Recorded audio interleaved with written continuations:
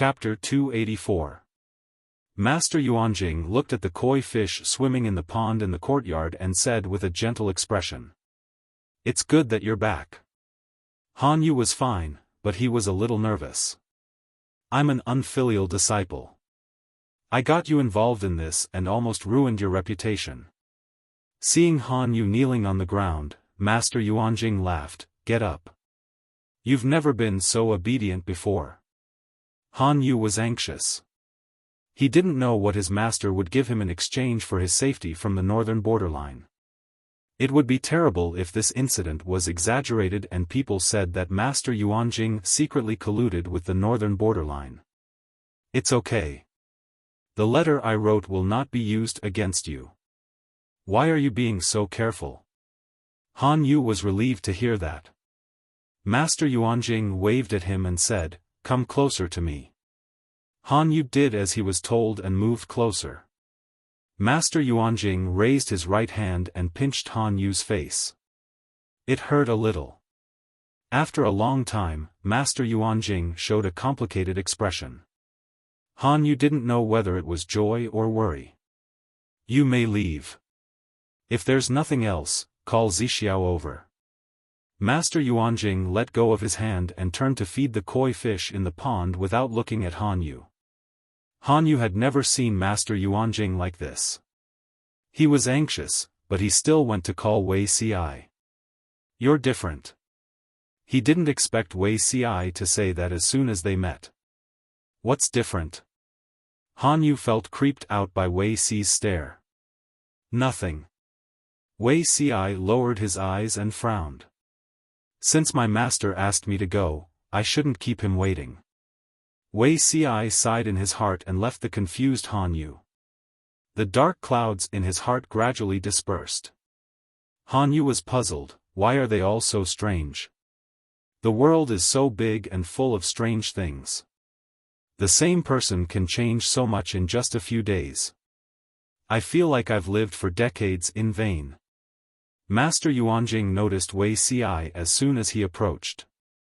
He said with emotion, "Zixiao, do you think this disaster is a blessing or a curse?"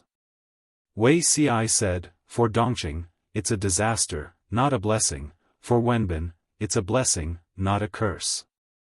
The accidental death of the Crown Prince of Zhenbei Marquis was completely out of Wei Ci's expectations. He did not need to think to know that after this fuse was lit, Dongqing's situation in the next few years would be very grim.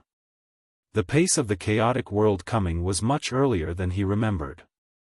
Fortune and misfortune go hand in hand. Dongqing was unlucky, but Han Yu was lucky. Wei Ci had left Dongqing a long time ago, but he had kept in touch with his classmates through letters, so he more or less knew what had happened to them. Han Yu bore the misfortune of having his entire family wiped out. Based on his physiognomy alone, he was lacking in fortune. The inner courtyard had a calamity of love, and the palace of husband and wife was in decline. Because of the calamity of women, he was destined to die prematurely in his prime. In fact, it was true. When Han Yu was middle-aged, his wife's family rebelled against him and was quelled. After the incident was exposed, he wrote a confession letter and committed suicide by swallowing gold. Wei Ci had learned from Master Yuanjing and was quite accomplished in reading people's faces. Naturally, he could see the changes in Han Yu's facial features. Master Yuanjing smiled and said, "From the looks of it, Lu Shi is indeed the destined one." Wei Ci said in a soft but firm voice, "She is." Master Yuanjing was gratified at first, but then he showed a complicated expression. "She is still an unpolished jade. Although Lu Zhongqing has been guiding her, the effect is minimal. She is cruel and ruthless. If she doesn't change, I'm afraid she can't be a wise ruler." Wei Ci was silent. Could he say that Her Majesty had restrained herself a lot? She was not a wise ruler. She was not even close to being a wise ruler. The history books were mixed. Some people praised her for being open-minded, while others slandered her for being tyrannical. The former was debatable, while the latter was notorious. Master Yuanjing tilted his head and seemed to be thinking. For a man in his 40s or 50s, this action was suspected of maliciously acting cute, but it complimented the person who was unusually young and energetic. Wei Ci said softly, "She is an unpolished jade, not a stubborn stone. No matter how much a stubborn stone is polished, it is still a stubborn stone. But an unpolished jade is different." He didn't know what had changed, but he could see the changes in Jiang Pengji. Master Yuanjing smiled kindly after hearing that. He raised his hand and knocked on Wei Ci's head. "You don't mean what you say." Wei Ci lowered his head and looked embarrassed. The news that Han Yu was out of danger had spread throughout Shangjing. Those who paid close attention to the matter had received the news. "I wonder what Master Yuanjing wrote that made the northern borderline give in so easily." Feng Jin, the wounded man, had a comfortable life. Although he was a little depressed that he couldn't participate in the assessment, he quickly adjusted his mentality. While others were still writing furiously and reading through the night, he was drinking wine and fighting with Jiang Pengji on the chessboard. Jiang Pengji pouted and said, "The people in the northern borderline have muscles in their brains." Master Yuanjing's content must have hit the nail on the head to make such a boorish man bow down. The kind that slaps people in the face and they don't dare to make a sound. Jiang Pengji's judgment was almost always correct, even about Master Yuanjing. Feng Jin was curious and said, "Then guess, what did he write?" "Guess? I guess there are 3 possibilities. First, it's a strategy to attack the city and subdue the enemy. It's a vital part of the hinterland of the northern borderline. But no matter how wonderful the strategy is, it needs to be executed by the military force. If Master Yuanjing presents a strategy to subdue the enemy in the northern borderline, it's mainly a deterrent. It's a silent message, did you see that? Such a strategy can kill you. If Dongqing can't handle it, I can rely on a country that can kill you." Feng Jin was amused by Jiang Pengji's vivid simulation. He almost choked on his breath. Jiang Pengji mumbled, "Second, maybe it's a secret of the northern borderline?" Feng Jin finally stopped smiling and asked her, "What about the third?" He knew Jiang Pengji was talking nonsense, but she had a serious expression on her face. That was why he was amused. "Third, I read a piece of history at home. The 3 tribes of the northern borderline are the descendants of the Qiangu tribe of the previous dynasty. They are brave and good at fighting. Each of them is fierce and ferocious. During the chaos of the 16 kingdoms, they burned, killed, and looted. They raped women and used women as food to satisfy their hunger. They even kept young girls in captivity to reproduce. In just a few decades, their population expanded from less than 200,000 to more than 3 million. Feng Jin listened carefully. He knew about this piece of history, but it had nothing to do with the topic, right? Jiang Pengji took a sip of tea to moisten her lips. She continued, "The Qiangu tribe has a large number of elite rattan armored cavalry. The rattan armor is made with a special method by the Qiangu tribe. It's lighter and more portable than normal armor. It's hard for swords and spears to penetrate it. The rattan armored cavalry is very difficult to deal with. They became their weapon in the northern borderline. In the end, they even wanted to use the power of the rattan armored cavalry to conquer the Central Plains. They wanted to dominate the Central Plains. In a short period of time, no one could stop them." Feng Jin thought about it and said, "I've heard of the rattan armored cavalry. In the end, 500,000 rattan armored cavalry were buried in Sichuan Plain. 500,000 was a bit exaggerated, but it was certainly not a small number. That was the history of the end of the 16 Kingdoms chaotic era. 500,000 rattan armored cavalrymen swept through half of the Central Plains. In the end, the prime minister of the Great Xia dynasty, Huangfu Fengmin, set fire to the Sichuan Plains. No one survived." Jiang Pengji suddenly smiled. If I were Master Yuanjing, I wouldn't say anything else. I'll just say one thing. Do you remember the fire in Sichuan Plain that destroyed our ancestors' wild hopes of conquering the Central Plains? Feng Jin was stunned for a while. He said, "Did the 3 tribes of the northern borderline rebuild the Rattan armored cavalry?" Feng Jin thought about how scary the Rattan armored cavalry was in the history books.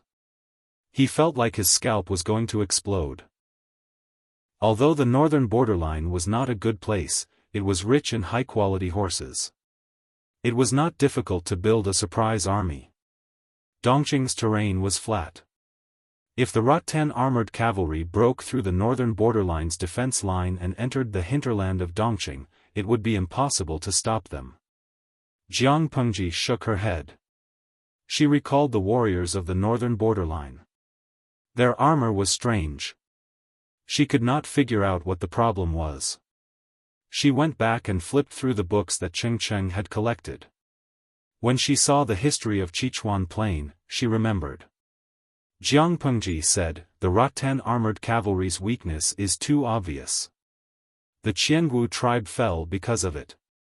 How could the 3 tribes of the northern borderline be so stupid?" In fact, according to Jiang Pengji's observation that night, the Rattan armor that the 3 tribes of the northern borderline created did not seem to be very afraid of fire. If Master Yuanjing did that, it would at most be a warning to them. "You're too young to play games with me." Feng Jin was speechless. Chapter 285. Feng Jin had always thought of himself as the son of an aristocratic family with a good upbringing. He would not do anything rude under normal circumstances. Until he met Jiang Pengji. He coughed until his cheeks turned red. He awkwardly tidied up the messy, crime scene in front of him. He looked a little embarrassed. Lanting, Master Yuanjing is the respected headmaster of the world. How can you? At this point, Feng Jin really couldn't say anything. He realized that he couldn't find the right words in his mind. Jiang Pengji pouted and said, "It's just a joke. I'm just saying it in a different way. I'm not trying to slander him. Why are you being so old-fashioned? Maybe if I said this to Master Yuanjing, he would agree with me." Feng Jin sighed. When it came to reasoning, he really couldn't win against the person in front of him.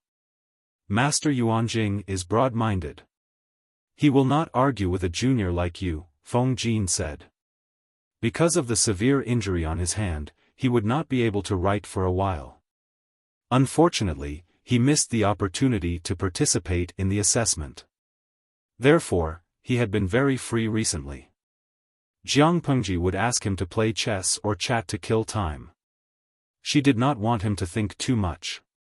No matter if one was from a poor family or a gentry family, everyone studied hard for many years to rise to the top. Feng Jin did not show it on his face, but he was definitely not that carefree. Feng Jin knew Jiang Pengji's good intentions. "What are you doing?" After a game, Jiang Pengji asked Takshu to prepare a table in the courtyard. A big stack of bamboo paper lay on it. "Writing from memory. I have nothing to do anyway. Your mind is not on the board when I play chess with you. It's boring." Jiang Pengji knelt on a bamboo chair. Takshu lifted her sleeves slightly and helped her grind the ink. Feng Jin felt a little awkward when Jiang Pengji saw through his absent-minded state. He quickly calmed himself down and changed the topic. "Writing from memory? The task that Uncle Liu gave you?" As the general evaluation officer, Liu Shi went to the examination hall early to prepare. To avoid suspicion, he would not come back before the assessment ended. Feng Jin thought that since Liu Shi valued Jiang Pengji so much, he would definitely focus on her studies. It was normal for him to give her some homework. Jiang Pengji said, "No, I'm writing from memory Master Cheng's book collection." Mr. Cheng referred to Cheng Cheng. Previously, she had made a deal with Cheng Cheng.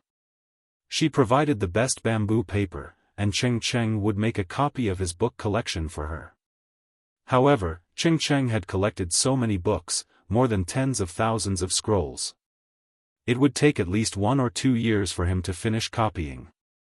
It wasn't that Jiang Pengji couldn't wait that long, but she was free now and could do things better. The more she immersed herself in this era, the more Jiang Pengji saw and understood. It was true that there were too many things in the ancient era that made her unhappy, such as the backward technology, the widespread illiteracy, the barbaric customs, the sexism. But it could not be denied that this era also had its brilliant aspects, such as the accumulated wisdom of the predecessors. She flipped through many books on the art of war and found that many of the concepts in them were very similar to what she had learned. Some seemed superficial, but the essence was very similar. It should be known that her previous era and this ancient era were separated by at least 10 to 20,000 years. Jiang Pengji slowly withdrew the contempt in her heart and changed her attitude. She studied and studied seriously. If not, she wouldn't have spent so much effort to get Cheng's book collection. At the beginning of man, his nature is good. His nature is similar, but his habits are different. If he does not teach, his nature will change. Feng Jin sat at the side and watched her write these sentences. He thought about it carefully, but there seemed to be no familiar memory. However, the sentences were short and concise, and there was a profound truth hidden in them. His eyes lit up and he asked, "Who wrote this?" "It's simple and easy to remember." "It's interesting." As soon as Feng Jin asked, a bunch of bullet screens floated across the virtual screen. Lo Siji Lianmeng, young Feng Jin, this is the content of the 3-character classic. It's an enlightening textbook in ancient China. Yinuajia Zhuge Qinma, the 3-character classic was written by Wang Yinglin in the Song dynasty. Even if I told you, you wouldn't know who Wang Yinglin is. Shengleodidai, I checked on Baidu. The author of the 3-character classic is Wang Yinglin. Nongfu Shanquan Yudiangshuan, Wang Yinglin in the Song dynasty. But young Feng Jin's dimension doesn't have a Song dynasty, right? In fact, according to the analysis of some gurus, the era that the streamer was in was similar to the Wei Jin dynasty. Apart from the answer, there were other bullet screens that said, "Not teaching is the father's fault. Not teaching is the teacher's laziness." The content was messy and varied. If Jiang Pengji didn't have a strong memory, she would have been confused. Facing Feng Jin's question, Jiang Pengji looked down and glanced at the bullet screen when he wasn't paying attention. She continued writing. "I don't know. The characters in the book can't be studied anymore. I just thought it was interesting, so I copied it. There was something wrong with the stream that day. It was as lively as a festival." When Jiang Pengji said that she wanted to copy some enlightening books and asked if they had any suggestions, the audience in the streaming room went wild. They didn't know about ancient classics, but Baidu definitely did. They could pretend to be a great scholar in front of the streamer with just a search. So, Jiang Pengji wrote the 3-character classic on the first page. On the author's side, she wrote, "Anonymous." She didn't write the original author because she didn't want people to find out who the legendary Wang Yinglin was. So, how did she know who Wang Yinglin was? Feng Jin didn't find Jiang Pengji's answer strange. Cheng's big boxes were too many. He also took a look at them from afar. The books were neatly arranged, which showed the owner's care. But many of the ancient books were incomplete, so it was impossible to find out who the author was. Mencius's mother chose a neighbor. Is this about Mencius's mother moving 3 times? Feng Jin stared at it without blinking. Many of the short and concise sentences came from the classic stories that people were familiar with. Every scholar knew about the story of Mencius's mother moving 3 times, but it was unheard of to summarize it in just 6 words. Faintly, Feng Jin felt something strange flash in his heart, but it disappeared too quickly. He didn't catch the feeling.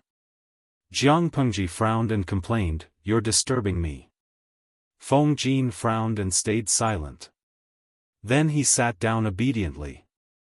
Good, it's much quieter now. Jiang Pengji continued to copy.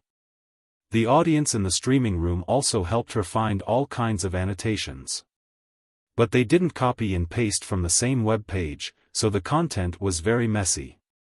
She could only delete and edit, which wasted a few pieces of bamboo paper.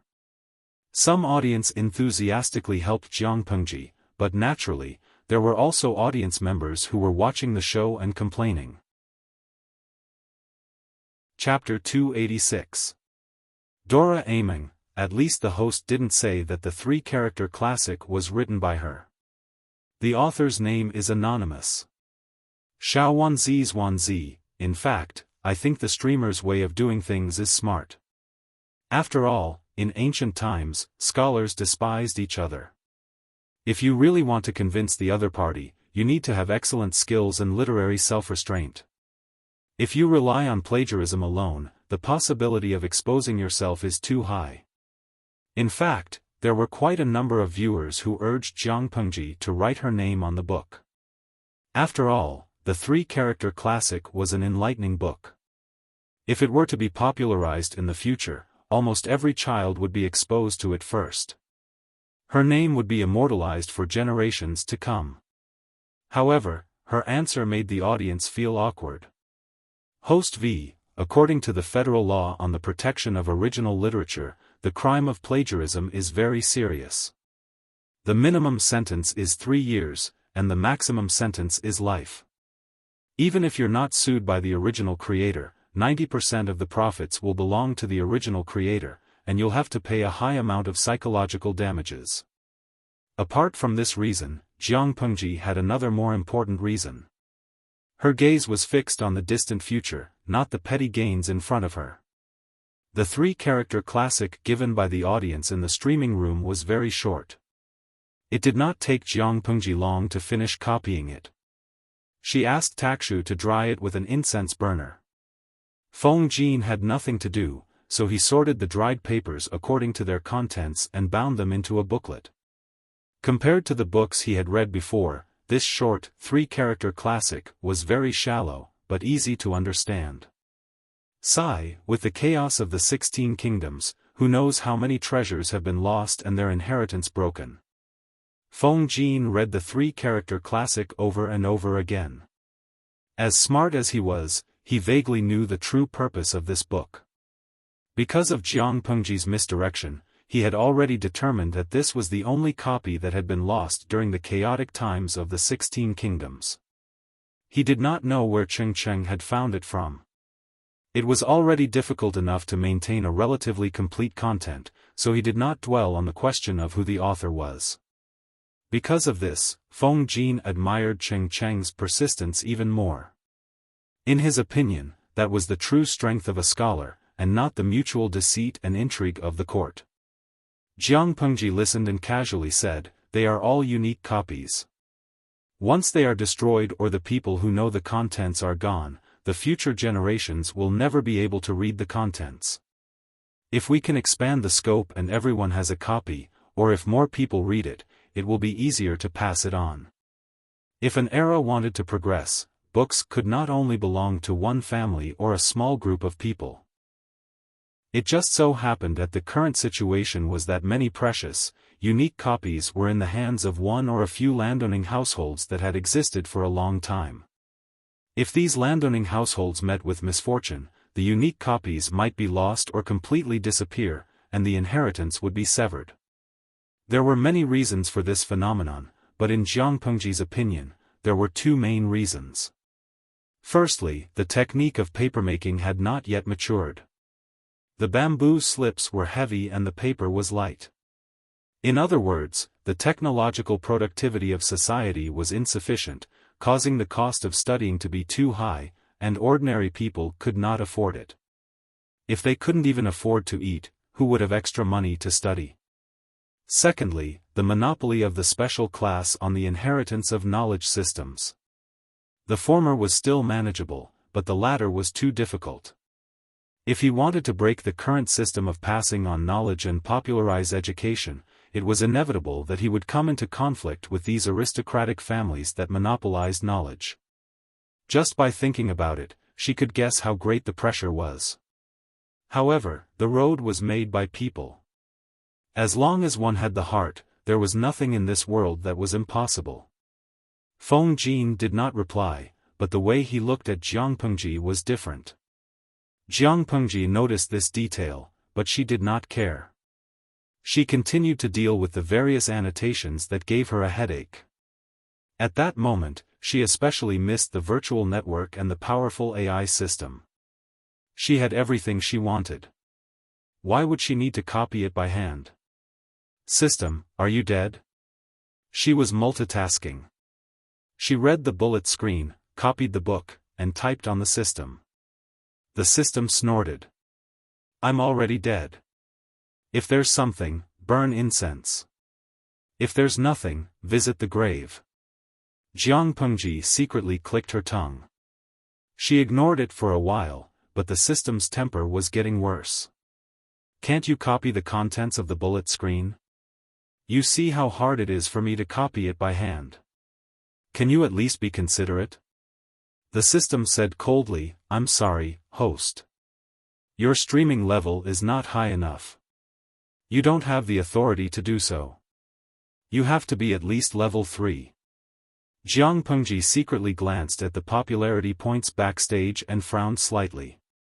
Her accumulated popularity points had long exceeded the 1,000,000 mark. This number was just enough to upgrade a level 2 streamer to level 3, but if she did that, her popularity points would be used up. If she did that, it would undoubtedly put her in a position where she would be held back. The system had been coveting the points for a long time. It had tried to tempt her to spend them, but Jiang Pengji was not tempted. Thinking about that, she directly suppressed the idea of upgrading her level. She deliberately kept the system in suspense. After a long time, she said, oh, then I'll just copy it by hand. I'll treat it as practicing my calligraphy. The system, oh, was she deliberately teasing it? In order not to arouse Feng Jin's suspicion, Jiang Pengji not only copied the 3-character classic and the annotations, but also wrote down from memory a few volumes of military books that Cheng Cheng had memorized. Coincidentally, Feng Jin's family also had such a book collection, but a very important half was missing. When he saw Jiang Pengji's complete copy, he immediately loved it and carefully read the missing contents. Mr. Cheng is really a wonderful person. Feng Jin sighed from the bottom of his heart, as if he had obtained a treasure. My father loved this book. He often lamented that he could not see the whole book in his lifetime. He searched all the houses but could not collect it completely. I didn't expect that I would be able to see the whole book. Time passed quickly as Jiang Pengji copied and wrote.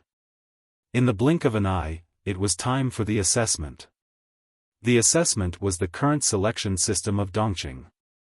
It was similar to the 9-rank system that the audience was more familiar with, but there was a big difference between the two.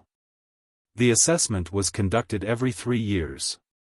The top 3 categories were family background, morality, and knowledge, while the bottom 3 were appearance, ability, and temperament. Family background was needless to say. It depended on one's father, mother, and ancestors. It was better to reincarnate than to learn well. Morality belonged to the category where one could cheat and get a good score by bribing the assessment officer. Knowledge, the general assessment officer would set the question and answer within a time limit. Appearance, in short, was based on the face and the way they dressed. When the time came, they would see a group of gorgeously dressed sissies. As for ability, this criterion was rather vague. Basically, it was a person writing an ability report and bragging about it. This item was linked to one's knowledge. If one bragged too much, one's knowledge would be rejected by the general evaluation officer, and there was basically no hope for one's ability. Temperament, this category was interesting. It completely depended on the general assessment officer's personal preference. If he liked you, he would give you a score. If he liked you, he would give you a score. If he disliked you, he would have a bad temperament. This was also the category where it was easiest to cheat. Looking at the above 6 categories, the General Assessment Officer played a very important role in it. It was different from the closed examination that the audience in the streaming room knew. The assessment was more like a large-scale royal gathering. As Lu Shi's son, Jiang Pengji naturally received an invitation. Looking at the invitation, Jiang Pengji spat out a sentence after a long time. I have never seen such a childish assessment. Chapter 287. Jiang Pengji, General of the Federation, female, former commander of the 7th Corps. Why was there a prefix of former? Because she had died in battle. However, the person who clearly remembered that she had died in battle had now opened her eyes. Don't, let go of me, go away, bastard, help. The sound of crying filled her ears, causing her to have a splitting headache. She tried to open her eyes, but found that her vision was dark. She could faintly see figures moving in front of her, and there were also innumerable tragic cries, the sound of clothes being torn, and the sound of evil laughter mixed in. She felt that a long time had passed, but in fact, it was only a moment. When a malicious and unfamiliar aura approached, her body had already reacted subconsciously. Ouch! Jiang Pengji had already rolled over and stood up. She formed a claw with her right hand and broke the arm of a strange man. At that moment, she looked around coldly and found herself in a dark and dilapidated woodshed. The surrounding air was dry and suffocating, filled with all kinds of pungent smells. Thick dust floated in the air, which made her sensitive sense of smell suffer. Boss, this bitch, it was a strange language, but the emotions in the words revealed malice and hostility. Hearing this voice, she subconsciously frowned and raised her foot to step on the person whose arm she had broken. She stepped on his face to the ground and twisted it so hard that his whole face was covered with reddish-purple color. Jiang Pengji's eyes darkened. She exerted force on her foot, and with a soft sound, white brain matter mixed with blood burst out from the broken skull. The person was dead as a doornail. The movement in the corner startled the people who had lost their minds.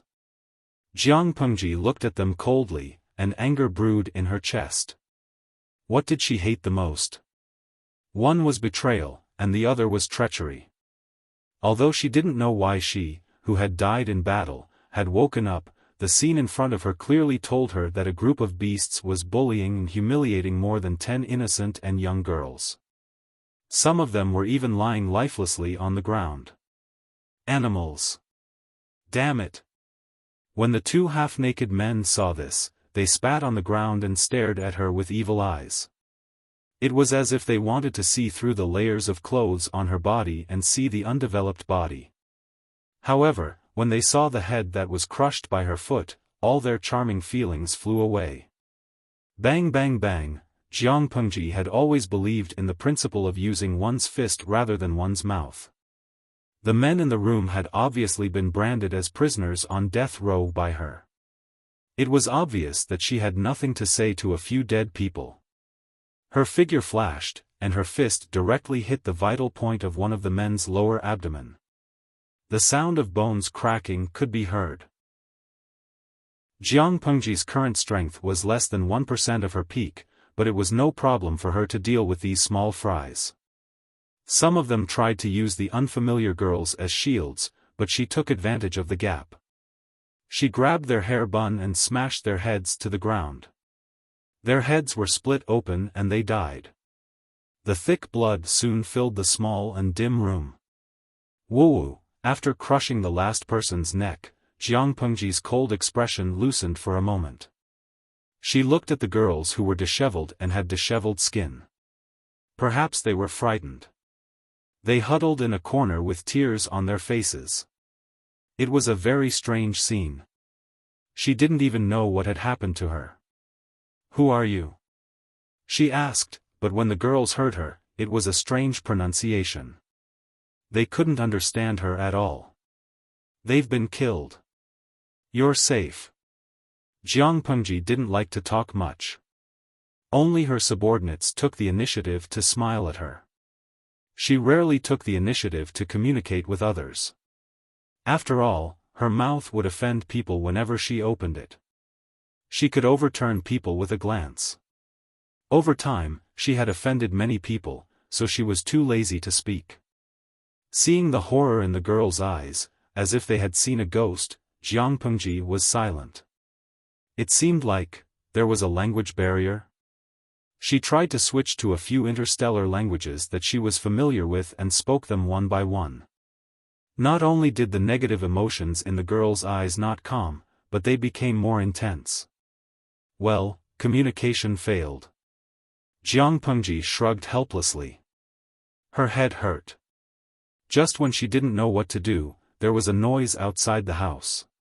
Then, the door was kicked open. The accomplices of those bastards? Although this body wasn't her own, its quality was still affected. Her night vision was barely passable. The people who kicked open the door were a group of shirtless men who reeked of alcohol. They were dressed very strangely, and they spoke in a strange language. But it didn't matter. Even if Jiang Pengji couldn't understand them, she could distinguish the emotions conveyed in their words.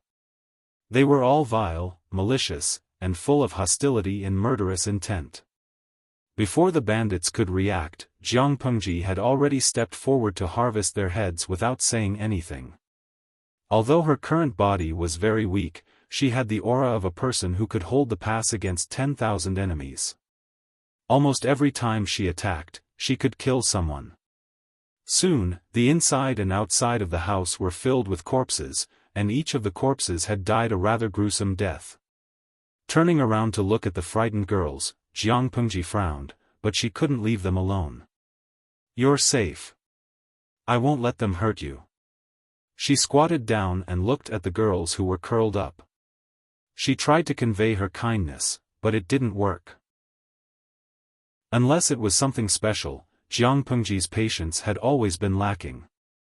She could completely feel the girls' fearful gazes as if they were looking at a monster and their feelings of rejection. She was suddenly furious, but she could not vent her anger on a group of weaklings. She and those men seemed to be the source of the girls' fear. They kept wandering in front of them and couldn't communicate at all. "Forget it. Let them calm down," Jiang Pengji murmured. She got up and left the small wooden house under the gaze of the noble girls. She didn't go far. She just cleaned up the rest of the bandits' village and then found a tree nearby to lie down and keep watch for them.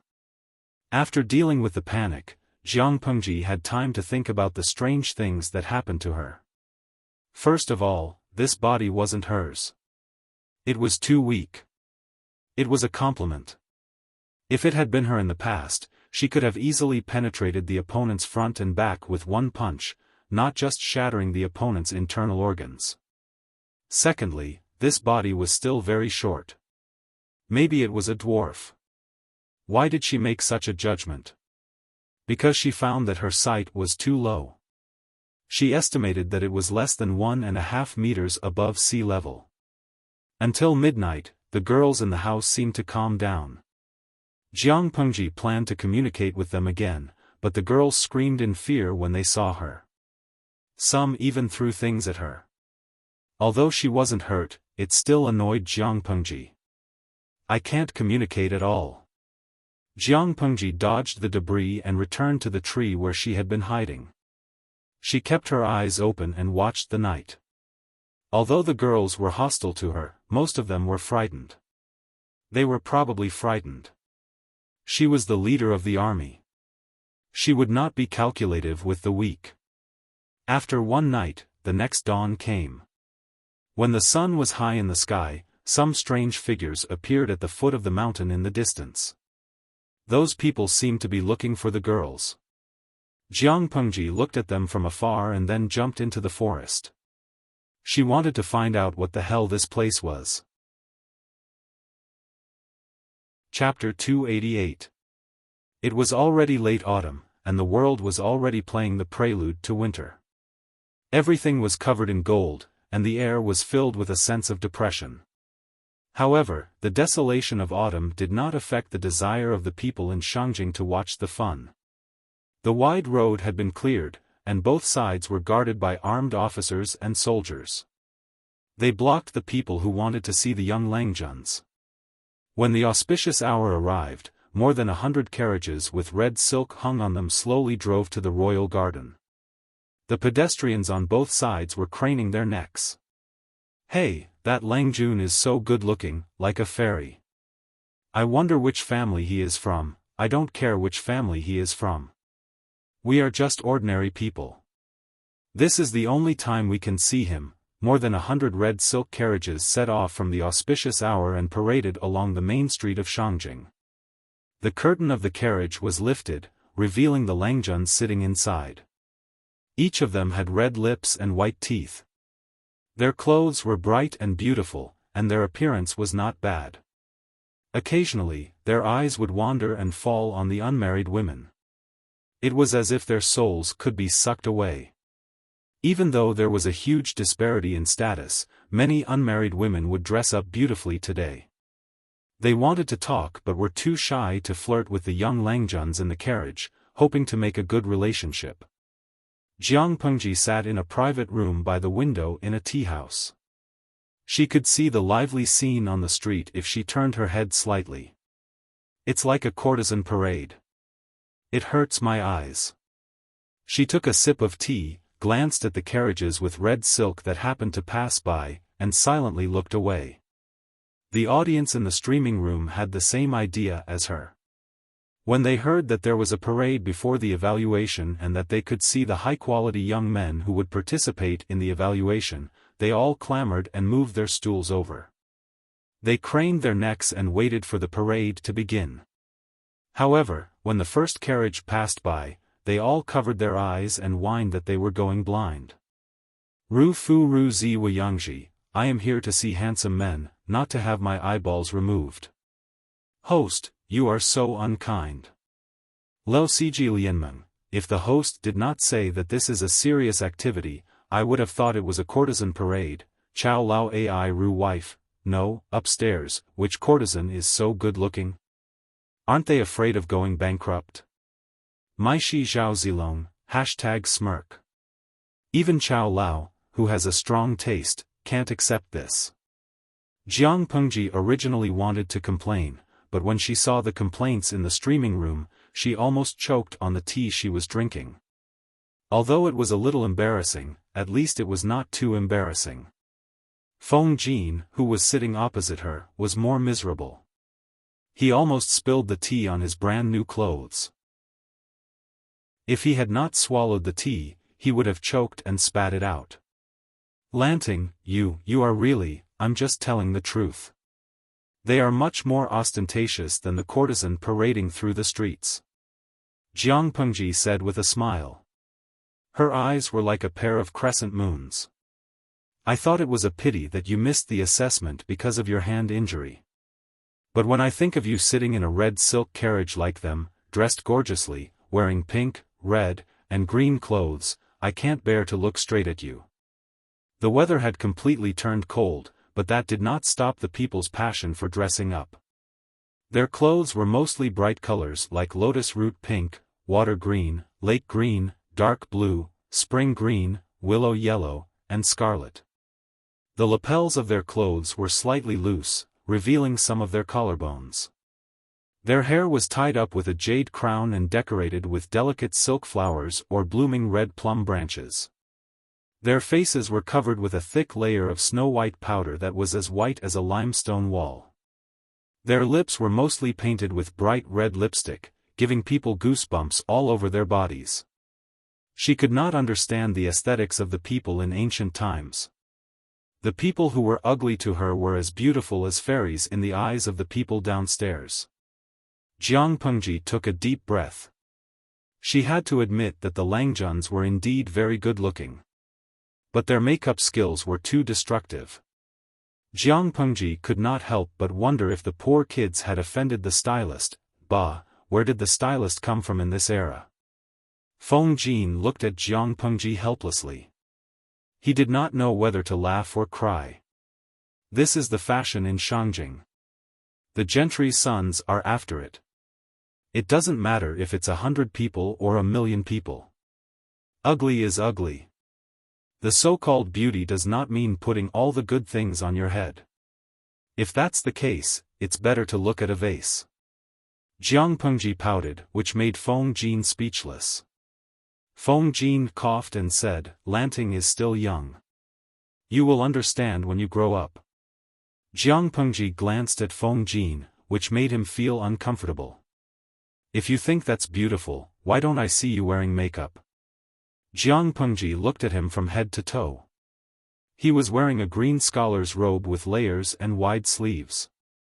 His black hair was tied up neatly with a simple and natural crown. He looked refreshing. Feng Jin's fingers paused. He shook his head and suddenly said, "I'm born beautiful. I don't need any accessories."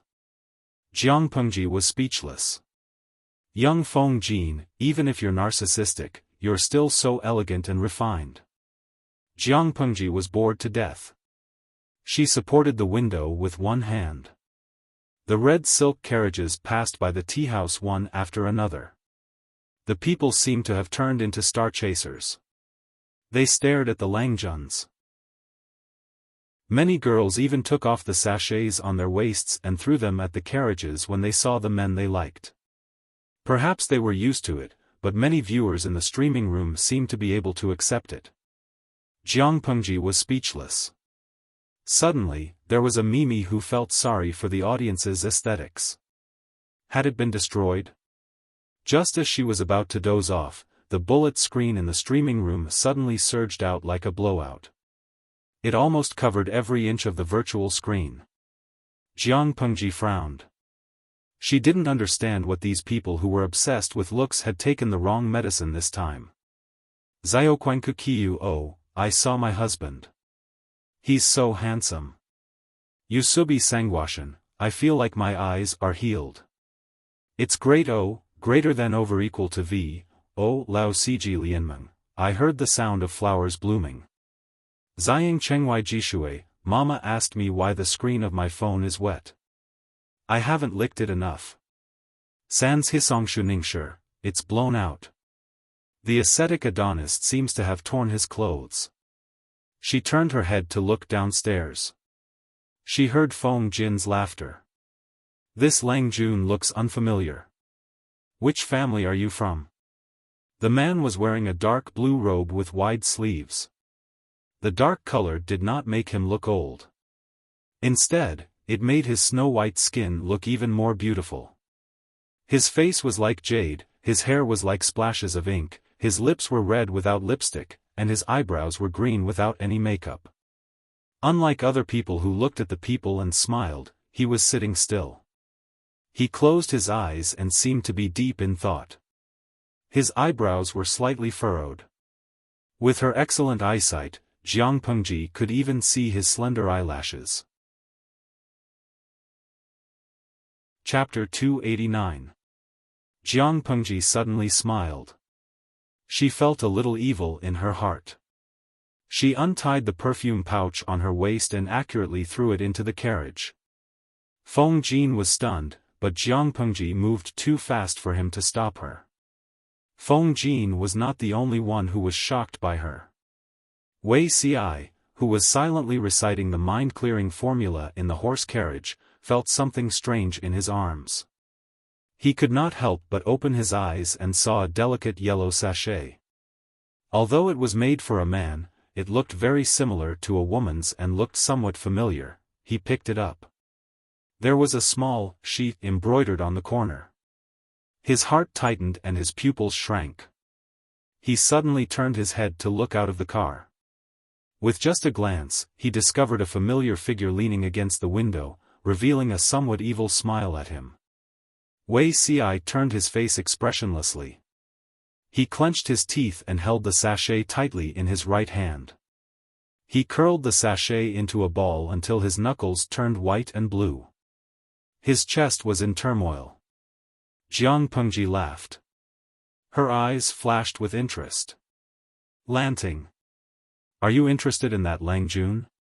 Feng Jin watched Jiang Pengji's sachet fall into the strange Lang Jun's carriage. He could not stop her. Why do you say that? Jiang Pengji turned to look at Feng Jin and said, I just feel that he is pure and not pretentious. He is very different from other coquettish bitches. Didn't Huayu notice? That woman is as beautiful as Huayu. Feng Jin was speechless. Suddenly, he could not look at the term natural beauty in the eye. He took a deep breath and said, Lanting, playing around is one thing. How can you give a sachet to an outsider? Don't worry. I know that Lang Jun. I was just joking. He won't mind. I was just scaring him. Even if Wei Ci did mind, he would not have the guts to say it. She was very sure that she had never met Wei Ci before she came to Shangjing, but he seemed to have a good understanding of her. He could even be considered to be familiar with her. Not familiar with Lu Shi, but familiar with Jiang Pengji. That was interesting. She could not help but want to tease him. She saw others throw handkerchiefs and sachets, so she did the same. Jiang Pengji smiled and took a sip of tea. Feng Jin looked at her and felt tired. The people in the carriage after Wei Ci were all acquaintances whom she had met once or twice. Unlike the Langjuns who grew up in Shangjing, the Langjuns in Shangjing were used to dressing up luxuriously. There was a sense of decadence in their extravagance. Master Yuanjing was a decent teacher, and the disciples he taught were decent as well. They did not dress as nobly as Shangjing Gizi. Instead, they looked more like scholars. More importantly, compared to those coquettish B***cheese, these people were more in line with the aesthetics of the livestream viewers. Every time a carriage passed by, the viewers in the live broadcast room would howl for a long time, wishing they could crawl over to hug and kiss the carriage. Ziyang Chengwai Jimisaju, I really want to cross over. That way, I can hug the streamer's thigh and look at beauties. Maybe I can become a fair, rich, and beautiful woman with the help of Tang poems, song lyrics, and Yuan songs. I can marry a tall, rich, and handsome man and reach the pinnacle of my life. Sanqui Liangzhu light wine, #despise. Transmigrating? Look at your own face first. In ancient times, people were obsessed with beautiful faces. Even if you were the reincarnation of Li Bai and Du Fu, you would not be able to change your fate if you did not have a beautiful face, let alone Tang poems and song lyrics. Ziyang Chengwai Jimisaju, #clutching my chest and vomiting blood. Sob, the person above me, you are such a blow to my confidence. The red silk carriages drove into the royal garden one by one. As soon as they got close, a strong fragrance of flowers floated over the high courtyard wall and went straight to the tip of their noses. Wei Ci bent over and got out of the carriage. He had regained his composure. He did not know where the light yellow sachet went. Han Yu asked knowingly, Zixiao, I seem to have seen someone throw a sachet into your carriage.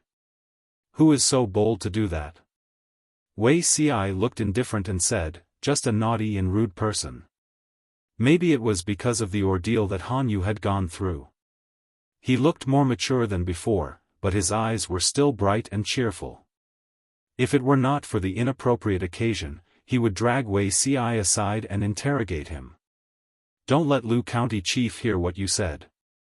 Otherwise, Zixiao will not pass the assessment this year, Han Yu said. Wei Ci still looked indifferent. The noblemen who were able to make it to this stage were basically selected from all over Dongqing. They were considered the elite talents of this generation. If there were no special circumstances, they would be able to pass the assessment. It was just that there were differences in rankings. If Wei Ci, with the title of Master Yuanjing's disciple, got the last place, it would not only be a disgrace for him, but it would also ruin Master Yuanjing's reputation. As far as he could remember, this was the first time that Wei Ci participated in the assessment. When he was parading on the street, the bustling scene made him feel like time and space were disordered. He only woke up from the memory when he saw the small sachet thrown into the carriage by the malicious owner. I don't know what kind of questions Lu County Chief will give. Master said that the future is unpredictable. He asked us to wait and see and deal with it randomly. Han Yu sighed. With Master Yuanjing's ability, he could more or less see some clues, but he did not disclose it to his students. Wei Ci listened with a cold face. If the situation had not changed, he would have known the questions for this year's assessment. However, it was a pity that the person who came up with the questions was not the current General Evaluation Officer, Lu Shi. Who knew what questions he would come up with? It is not difficult to guess according to Lu County Chief's personality. Lu Zheng and Cheng Jing were talking in a low voice. Hearing their conversation, Lu Zheng lowered his voice and said, "You can guess?" Han Yu looked at Lu Zheng with a smile. Master Yuanjing once said that Lu County Chief is a pragmatic person. The questions are mostly related to the way of governance, Lu Zheng guessed. Most of the previous assessments were about poems and couplets. A group of people were there to mourn the changing seasons or sing praises. According to the rumors, Lu Shi was more pragmatic. The assessment was to select suitable young talents for Dongqing, not to select flattering followers. Lu Shi should be different from the previous general evaluation officers. Not to mention other things, the other Langjuns tried every means to find out Lu Shi's preferences. Even their outfits were much thinner. Yes, if it was not to cater to Lu Shi's preferences, Jiang Pengji and the audience in the streaming room would have seen a more gorgeous parade. Wei Ci did not participate in this topic. He just listened quietly. Han Yu asked him, "Zixiao, you are most concerned about these things. Don't you have any opinions?" He lowered his eyes and said, "If it was not for my master's request, I really did not want to come here. I don't care what questions Lu County Chief asks. As long as he was not at the bottom, it was more or less acceptable. Yes, he was just there to go through the motions." According to the current selection standards of Dongqing, even if Wei Ci was full of talents, he would not be appointed. Han Yu seemed to have thought of something. He sighed and did not insist. On the other side, Jiang Pengji and Feng Jin also arrived at the royal manor. A fragrant wind assaulted them. Although it was late autumn, the royal manor was still filled with flowers. The unknown trees were decorated with bright red flowers. That was where the strong fragrance came from. Chapter 290. Although the royal garden was luxurious, it couldn't compare to the flowers that were blooming all over the mountain. People were dancing under the trees. Young Langjuns dressed in red and green, with makeup and flowers on their hair, walked among them. They took their seats one by one. At a glance, they were even more beautiful than the blooming flowers. Lu Shi wore a snow-green robe and a lacquered gauze crown. He held a rui in his hand. He sat upright with a cold expression on his face. He was already over 30 years old, but he didn't look any worse than those young men. He had a maturity and steadiness that they didn't have. He looked coldly at the Langjuns who came together. Some were smiling, some were frowning, and some were nodding slightly at him. There were hundreds of different expressions, and all of them were romantic. Only the obscure fawning was the same. They were like peacocks spreading their feathers, and they couldn't wait to show off their most magnificent side. Time passed and his eyes drifted. He seemed to have returned to decades ago, when he was one of those nobles. However, he always remembered that he looked calm and composed at that time. He played the zither, talked about poems, and commented on calligraphy and paintings, but he was actually sweating profusely. It was as if his heart was being threatened by an invisible hand. If he was not careful, it would be squeezed tightly. He was anxious and panicked. When the assessment was over, he went home in a panic and poured out his uneasiness and timidity to Ah Min. Ah Min stared at him with hidden bitterness. To this day, he still remembered Ah Min's angry complaints. How pretentious, what kind of test is this? Lu Shi was confused. Chief Lu, all the Langjuns have taken their seats. We can begin. While he was thinking, his colleague beside him carefully woke him up. Lu Shi opened his slightly tipsy eyes, as if he had just had a good sleep. Looking at the nobles who were more beautiful than the scenery, Lu Shi smiled and said, "Let's start over there." The assessment in Dongqing took place every 3 years. The information about the family background in the top 3 categories had long been sent to Shangjing from other places. Lu Shi arrived in Shangjing a little late. He had spent the past few days on this. He read through the information of all the candidates for the assessment and ranked them according to their family background, status, and identity in their families. He gave them the corresponding scores. They were roughly categorized as superior, medium, and inferior. Although there were only about 100 people participating in the assessment, they were all carefully selected from all over Dongqing. Each of them had a strong family background and could not afford to offend any of them. If there was a huge dispute over the ranking, Lu Shi would have offended their backer. As mentioned before, morality, appearance, and temperament could be used to bribe the examiners.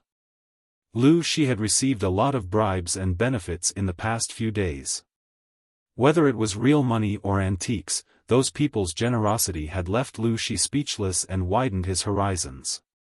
No wonder everyone wanted to be a general evaluation officer. Even if they didn't start their business for 3 years, once they started their business, they would be able to make a living for 30 years. Ability, which was the ability to boast, had already been submitted to him. Lu Shi had also seen all of them. Most of them were flashy and boastful. Why did they say that it was flashy but without substance? Take a chestnut for example. A person with a thin waist, who took 5 distilled powder all day, which caused his skin to be too delicate. He could only wear soft old clothes and couldn't even take a shower. Yet, he could draw a bow that could kill 2 birds with 1 stone and fight 2 tigers alone. Wasn't that funny? Oh, maybe it was the kind of tigress that sweated the silk clothes and knocked the jade pillow with a golden hairpin? Lu Shi inadvertently became an experienced driver and drove a car in an artistic manner. It was called an assessment, but it was more like a large-scale gathering with a purpose. All the Langjuns were showing off their talents. Those who dared to show off their talents all had something up their sleeves. Lu Shi had thought it was boring at first, but now he was more into it. The atmosphere was very harmonious.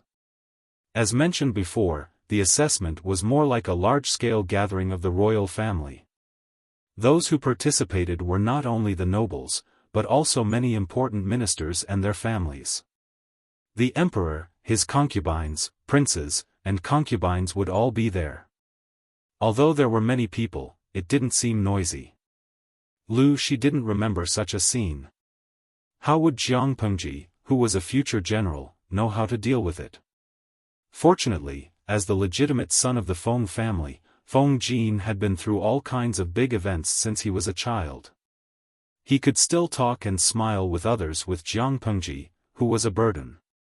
He was like a butterfly flying through flowers. He greeted and talked to everyone he met and didn't forget to introduce Jiang Pengji to them. They were all a group of wily old foxes. Even if they hadn't heard of Jiang Pengji before, they didn't dare to ignore her just because she was the son of Lu County chief. Jiang Pengji followed Feng Jin and did know many people. Lanting, you don't like to talk to people? Feng Jin sat down in his seat according to his status. He tilted his head and asked her. Jiang Pengji sighed and said, "No, I just feel that the circle of nobles is really messy." Feng Jin was dumbfounded. The circle of nobles was really messy? He could recognize the 4 words separately, but he couldn't understand them when they were put together. However, as smart as he was, he could figure it out just by looking at the literal meaning. Why do you say that? Feng Jin couldn't help but laugh. He was not prepared for Jiang Pengji's shocking words, so he moved closer to her and lowered his voice. Nowadays, men are actually so popular. Even if she came from the future world which was abnormally open, not everyone was gay. However, after meeting so many people with Feng Jin, she sincerely suspected that she had entered a world of pornography. She even had an illusion that she was probably the only straight man in the world. Bah, she was a woman. Feng Jin's snow-white skin was dyed a little red. He said uncomfortably, "Can your eyes not look around?" Jiang Pengji clicked her tongue. "Are you asking me to close my eyes and not look?" When she saw the other party, her brain would automatically think and analyze. Could she be blamed for that? It was a professional habit that she had developed over the years. It wasn't something that she could change even if she wanted to. Feng Jin choked and had a strange expression on his face, but he still added in a low voice. The relationship in the court is messy. As long as it doesn't affect the continuation of the family line, it's very common to become brothers. Many sworn brothers would even buy betrothal gifts for the other half so that the other half could get married and have children to continue the family line. After all, there were 3 ways to be unfilial, and having no descendants was the worst. Longyang's division of peaches was already against the family line. If one of them died because of this, how could he face his ancestors 100 years later? Jiang Pengji squinted her eyes, which made Feng Jin feel uneasy. There was always an indescribable feeling in his heart. "I'm not interested in this kind of hobby. Lanting, you don't have to look at me like this. It's weird." It was usually fine, but when Jiang Pengji stared at him seriously, Feng Jin always had the strange illusion that his whole body was being seen through. Jiang Pengji giggled and said to him, "Huayu is upright and upright. Why are you afraid of me?" "I'm not afraid. I just don't like it." Feng Jin said helplessly, "Sit properly. If others see you like this, they will most likely blame County Chief Lu for not raising you well." Suddenly, he remembered something and reminded her, "Lanting, remember not to run around. The royal villa is not like your own home. Every move of yours is being watched. Don't talk and don't do anything. Just be quiet, okay?" Chapter 291. Jiang Pengji's words could not be trusted, including the punctuation. Although Jiang Pengji had never participated in a large-scale party in the ancient times, she had participated in one in the previous era. As the most powerful military leader in the Federation, she had people supporting her wherever she went. For important banquets of the Federation, the organizers would habitually send her an invitation. Whether she would attend or not depended on her mood. After comparing the parties in the 2 eras, she realized that regardless of whether it was the ancient times or her era, it was nothing more than the same routine. However, as the commander of the army, she was treated with respect and had to submit to others. Now, she was just a shrimp. Her ears listened to the moving music and her eyes watched the graceful dance. Jiang Pengji smiled faintly. Being invisible had its advantages. At least she did not have to deliberately remember who someone was. She did not have to think about someone's family background and other human relationships. Then, she had to think about how she should talk to the person. It was so tiring to even talk. She was so bored. It's hard for you to watch so intently. Are their dances that good? Jiang Pengji glanced at the bullet screen. The audience's comments were focused on the dancers' bodies, faces, and skin. As for the dance moves, they all felt that it was too slow. It felt like an old man or an old woman practicing Tai Chi in the park. It was not as good as the square dance. Although she did not know what Tai Chi was or what square dance was, judging from the bullet screen, it should not be easy to describe. The body turns and waves the sleeves lightly. The eyebrows are furrowed. Feng Jin looked at the dancers who were dancing gracefully. He clapped his hands and smiled without turning his head. Waist like a willow, voice like an oriole. Hiss. This feeling needs to be savored carefully. Lanting is impatient. You should calm down. Jiang Pengji was dumbfounded. She looked at Feng Jin, who was engrossed in watching, then at the dancers, and then at the audience in the streaming room. Suddenly, she felt that the audience in the streaming room and her aesthetic standards were in the same dimension. Feng Jin was already a god. The dance moves are pretty good, but I prefer the enchanting ones. Fair skin, long legs, big breasts, and perky buttocks, the audience in the streaming room unanimously agreed with what she said. Ziyang Chenghua Jishui, I like such honest and sincere streamers. Pai Hai Washo, actually, I like hot bodies too. I only pay attention to hot female streamers. I don't watch those without bodies. The streamer is the only one who doesn't rely on her body. She relies on her inner qualities to attract me. You are the most special. Shu Shu takes you to see goldfish, have a safe journey. #Candlestick. The little angel in the streaming room agreed with Jiang Pengji's point of view, but Feng Jin, an orthodox male from ancient times, was not so open-minded. Her snow-white face was dyed red, and it was obvious that she was embarrassed. Vulgar. Feng Jin was Feng. Jiang Pengji understood that a young man like Feng Jin, even if he liked girls with nice skin, he would not say it out loud. She snorted coldly. Huayu, you're lying. How am I vulgar? Feng is Don, I Feng Hua.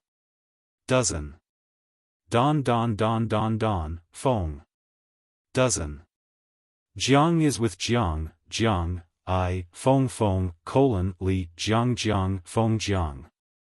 Feng, Jiang, I, Jiang Pengji misinterpreted his words. Feng Jin was no match for her. He gritted his teeth and said, Lanting, do you dare to let Chief Lu hear what you said? Jiang Pengji retorted indifferently, Huayu, have you forgotten who I went to the brothel with? Feng Jin, who else could it be? Your father, Lu Shi. Fine, he lost, no. Feng Jin suddenly remembered that the girl next to him was a girl, not a boy. Thinking of this, his expression became thought-provoking. He looked like he was constipated. Chief Lu, your daughter is like this. Why don't you take care of her? Lu Shi said, what can I do? I'm also desperate. Not to mention going to a brothel, even if my daughter went to a small restaurant in the south courtyard, I would accompany her. Jiang Pengji looked at the hopeless Feng Jin. She smiled and squinted her eyes. There were all kinds of bad things about the ancient times, but one thing was for sure, the people were conservative. Take Feng Jin for example. No matter how serious he was still a teenager. He was very young. As long as Jiang Pengji put down her pride and put on a do whatever you want attitude, Feng Jin would not be able to do anything to her. Feng Jin drank a lot of wine and looked embarrassed. He asked a maid to lead him to the toilet. Jiang Pengji saw him leave and looked at the empty seat next to her. She raised her eyebrows and stood up. She was quite curious about the royal courtyard of the ancient era. As a qualified streamer, she had to satisfy the audience's needs. Learning from Feng Jin's elegant speech, Jiang Pengji successfully hooked up with a maid in palace attire to lead her away from the banquet. Ziyang Chenghua Jishui, Granny, I just want to visit the ancient royal garden. I don't want to visit the toilet. If you want to go to the toilet, I don't mind. Jiang Pengji's mouth twitched when she saw the comment. She never thought that the audience in the ancient times would have such hardcore tastes. I wonder if this lady knows where the Langjuns who are participating in the assessment are? I have a few good friends who are in this batch. Looking at the time, the assessment should have started for some time, but I still feel a little anxious in my heart. I wonder if Miss can lead the way for me?" The palace maid pursed her lips into a smile. "Lang Jun, you are calling me a slave. The rules of the royal garden are strict. Everyone has their own way. A lowly slave like me is not qualified to go there. If you want to go, I can show you the way. You will see it after passing through the garden. Then I'll have to trouble you." The garden in the imperial garden was not something the Lu Manor's small garden could compare to. The garden was filled with exotic flowers and plants. Even though it was late autumn, the garden was still blooming with beautiful purple and red flowers. The bright colors dispelled the bleakness and made the garden more lively. It was said that the imperial garden in Shanyang Palace was more than 10 times bigger than this one. Usually, only the emperor, the concubines, and the princes and concubines could go there. No one else could get close. Jiang Pengji was not qualified to step into the garden of the royal family if it was not for the special occasion, let alone walk around casually and admire the beautiful scenery. Jiang Pengji did not even have the right to enter the garden of the royal family. "Ah! Your Highness! Be gentle." Jiang Pengji found a secluded place and prepared to rest on an artificial hill. A member of the audience who studied biology in the streaming room expressed his interest in the unfamiliar plants in the garden and wanted to observe them up close. He asked Jiang Pengji if he could stay in the garden for a while. It would be even better if she could zoom in and let him observe them carefully. She thought that she had nothing to do, so she agreed. However, after she closed her eyes for a while, she heard a coquettish gasp from below. The gasp of a man and a woman was getting louder and more urgent. Jiang Pengji, who was sitting above, was speechless. The audience in the streaming room was even more direct. Chapter 292. According to Jiang Pengji's 5 senses, she naturally knew that there were 2 people in the mountain stream under the rockery.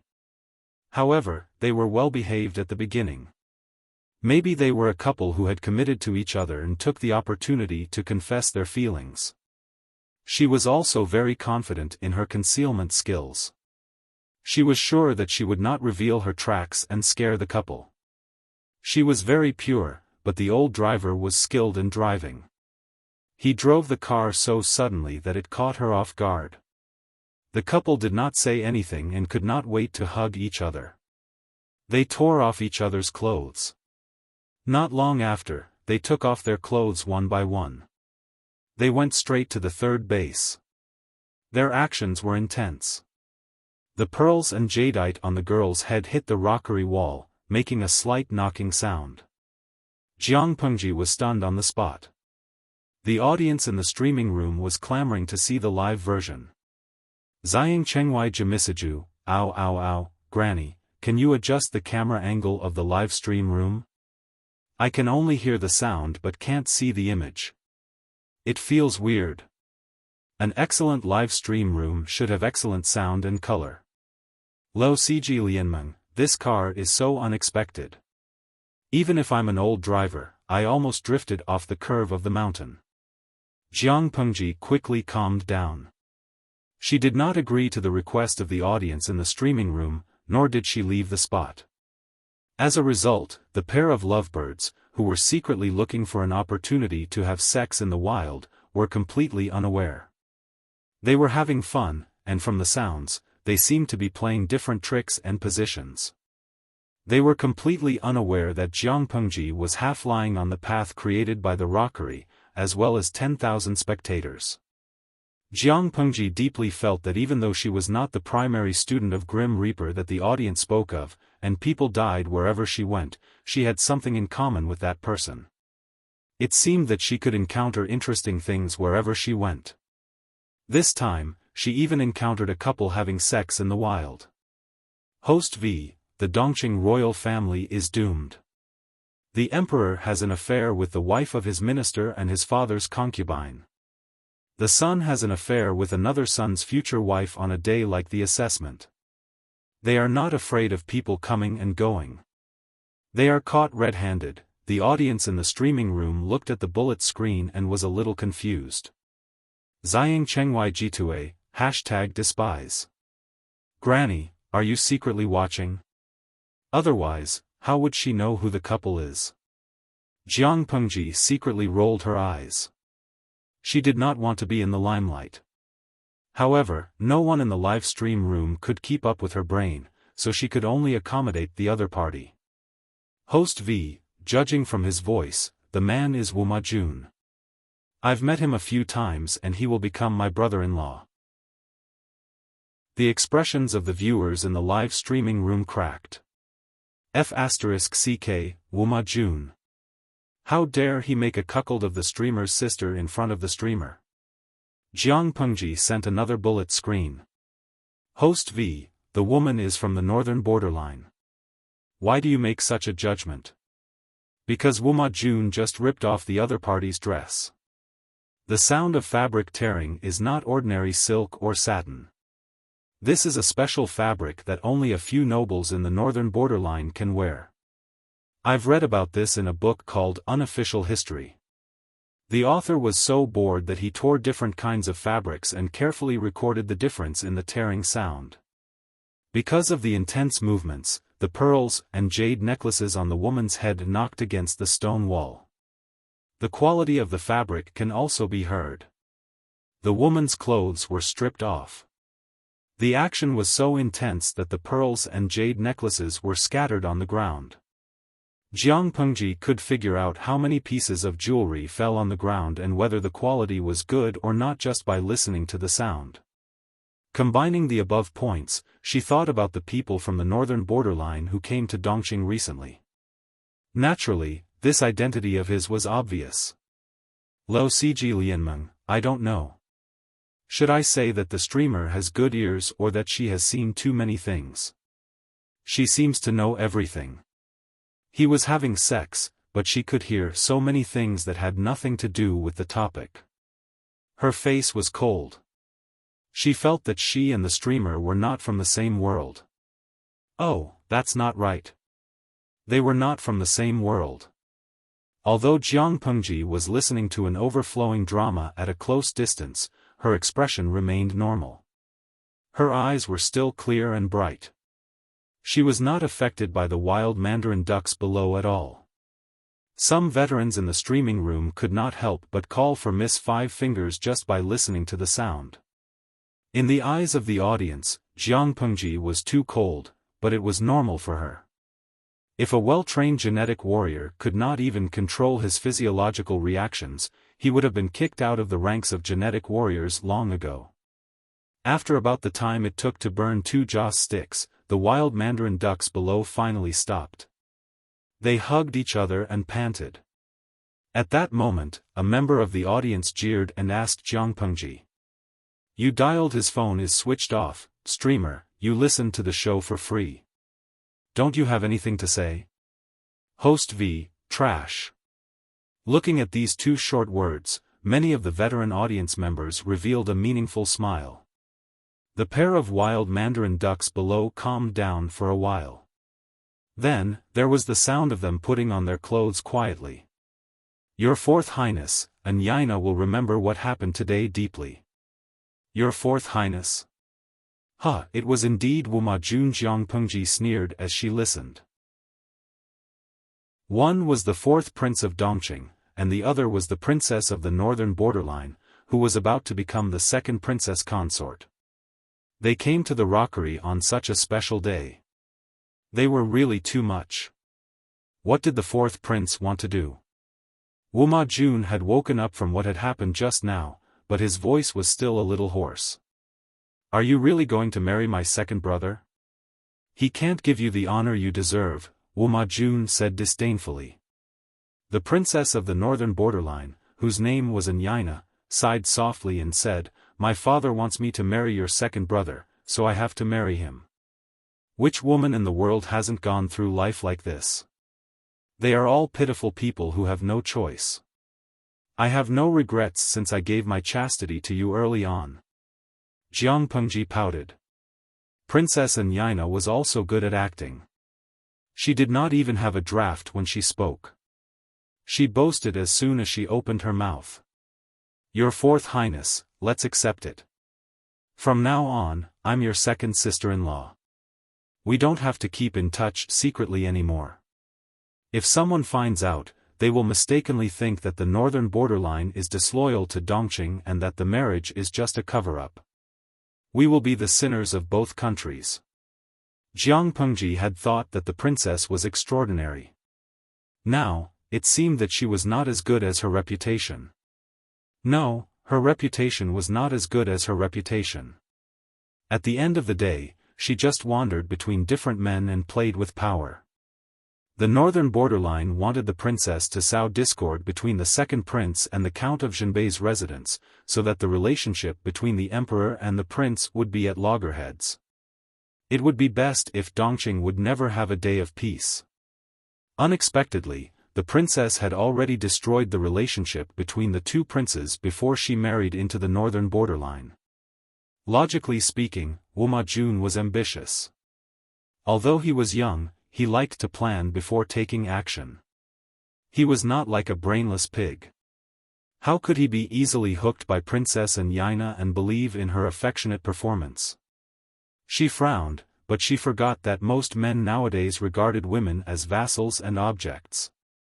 Who was he referring to as having long hair and short knowledge? Princess Anyina's acting skills were too good, and Wu Majun was too conceited. Chapter 293. Jiang Pengji did not intend to show herself. Naturally, she would not let others discover her traces. She kept a sneer on her lips as she listened to the man and woman being lovey-dovey to each other. Due to the obstacles of reality, they had to go their separate ways and forget about each other. To be honest, a more active gossiper could write a short story about sadomasochistic love in minutes. Jiang Pengji lifted her eyelids. All kinds of sadomasochistic love stories had popped up in the streaming room. Some experienced players who were proficient in all kinds of romantic plots could accurately guess the conversation between Princess Anyina and Wu Majun. They echoed each other. It was simply a trap. If it were not for the situation, Jiang Pengji would have laughed out loud. People who thought they were smart were always the stupidest. In a sense, the man and woman below were a perfect match. Jiang Pengji was happy to watch a good show, but the audience in the streaming room did not quite understand. Canteen Daffin Auntie, Granny, isn't Wu Majun your sister's future husband? He's cheating on you in front of you. Don't you have any temper? I'm looking forward to your sister complex acting up and beating up Wu Majun and his little mistress. Not only was the audience looking forward to it, but the entire audience in the streaming room was looking forward to it. They had long been accustomed to Jiang Pengji's unreasonable and protective style. Even if she was a concubine sister, in ancient times, she would be the daughter of a concubine or an illegitimate daughter or a mistress in modern times. However, this was ancient times. Concubines' daughters also had human rights. It was justifiable. They did not think about how Jiang Pengji would fight for justice for the daughter born of a concubine. However, Wu Majun was having sex with another woman in broad daylight before marrying her. He was a jerk. According to the streamer's temperament, she would definitely come forward and beat him up. Jiang Pengji smiled. After testing Lu Xi in Chongqing Alley, she had basically figured out the identity of the daughter born of a concubine in the manor. In other words, the daughter born of a concubine was not on the same side as the Lu family from the moment she was born. It was impossible for them to be on the same side in the future. As for sibling love or brotherly love, there was no trace of it at all. Lu Xi had taken this into consideration. He had secretly instructed the second wife and Madame Dai to separate Lu Xi from the daughter born of a concubine. They had never interacted with each other before, so naturally, there was no relationship between them. Lu Xi knew that the mistress's daughter had an unusual identity and was most likely on the opposite side. Lu Shi intended to marry the mistress's daughter to Wu Majun. It was obvious that he had dug a trap for the kid to jump into. Under such circumstances, Jiang Pengji still stood up for the mistress's daughter. She had nothing better to do. Host V, you want to mess with Wu Majun and Enyina? Heh, it was only a matter of time. The path that Jiang Pengji wanted to take, these two were stumbling blocks. Perhaps they were small gravel or pebbles. Sooner or later, she had to kick them away. However, the reason couldn't be to vent his anger for a concubine sister who had nothing to do with him. Obviously, the audience in the streaming room liked to join in the fun without using their brains. No one could tell that Jiang Pengji was playing with words. Princess Enyina watched Wu Majun leave the rockery affectionately. She stayed where she was and carefully cleaned up her appearance. Then, she left with a normal expression. Jiang Pengji continued to sit there, unmoving like a mountain. After a few breaths, Enyina, who had already left, returned. Jiang Pengji raised her eyebrows. The princess, who was expected by the royal family of the northern borderline, was quite capable. Enyina didn't notice her, but she was very suspicious. She pretended to walk far away and quietly turned back to take a look. When Enyina's aura was completely gone, Jiang Pengji jumped off the rockery with ease. The ventilation there was smooth. The aura left by the couple's mischief was so weak that it was almost undetectable. However, for Jiang Pengji, whose 5 senses were different from ordinary people, her nose was filled with a strange smell. She frowned slightly, and there was some disgust and contempt in her eyes. She slightly controlled her 5 senses, and the nauseating aura became much lighter. She took off another perfume pouch from her waist and sniffed it gently. Only then did she feel better. Wu Majun and Enyina left one after another. Jiang Pengji chose another winding path and left the rockery after making several turns. It was a special day. The garden, which was usually quiet, was more lively. Many noble ladies, who were gorgeously dressed and exquisitely dressed, were touring the garden together. Their eyebrows or foreheads were decorated with delicate red flower ornaments.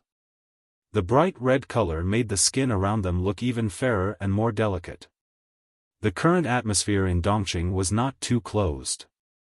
Although men and women touring together would be criticized, it was not a big deal.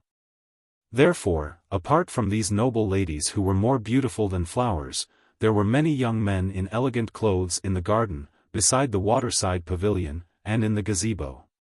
Out of tacit understanding, both parties were clearly separated.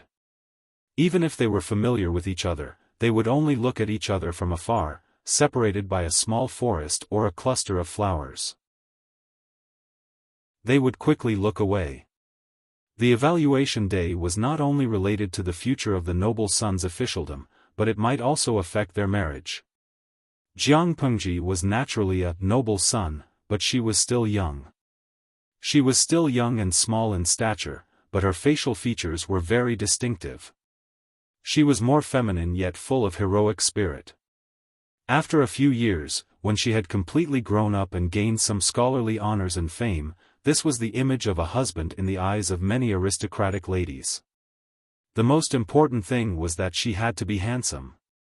It was not masculine, but a beauty that was mixed with the gentleness of a woman. It was best if her gender was indistinguishable. Not only that, her figure had to be tall and thin, her temperament had to be as gentle as jade, and she had to treat people gently. She had to be knowledgeable and talented. Avoiding the path that the noble ladies took, Jiang Pengji looked around and went to the octagonal pavilion that was on a higher ground. Standing there and looking into the distance, those with better eyesight could see the scholars who were participating in the evaluation. When she went over, there were already 3 unfamiliar men sitting in the octagonal pavilion.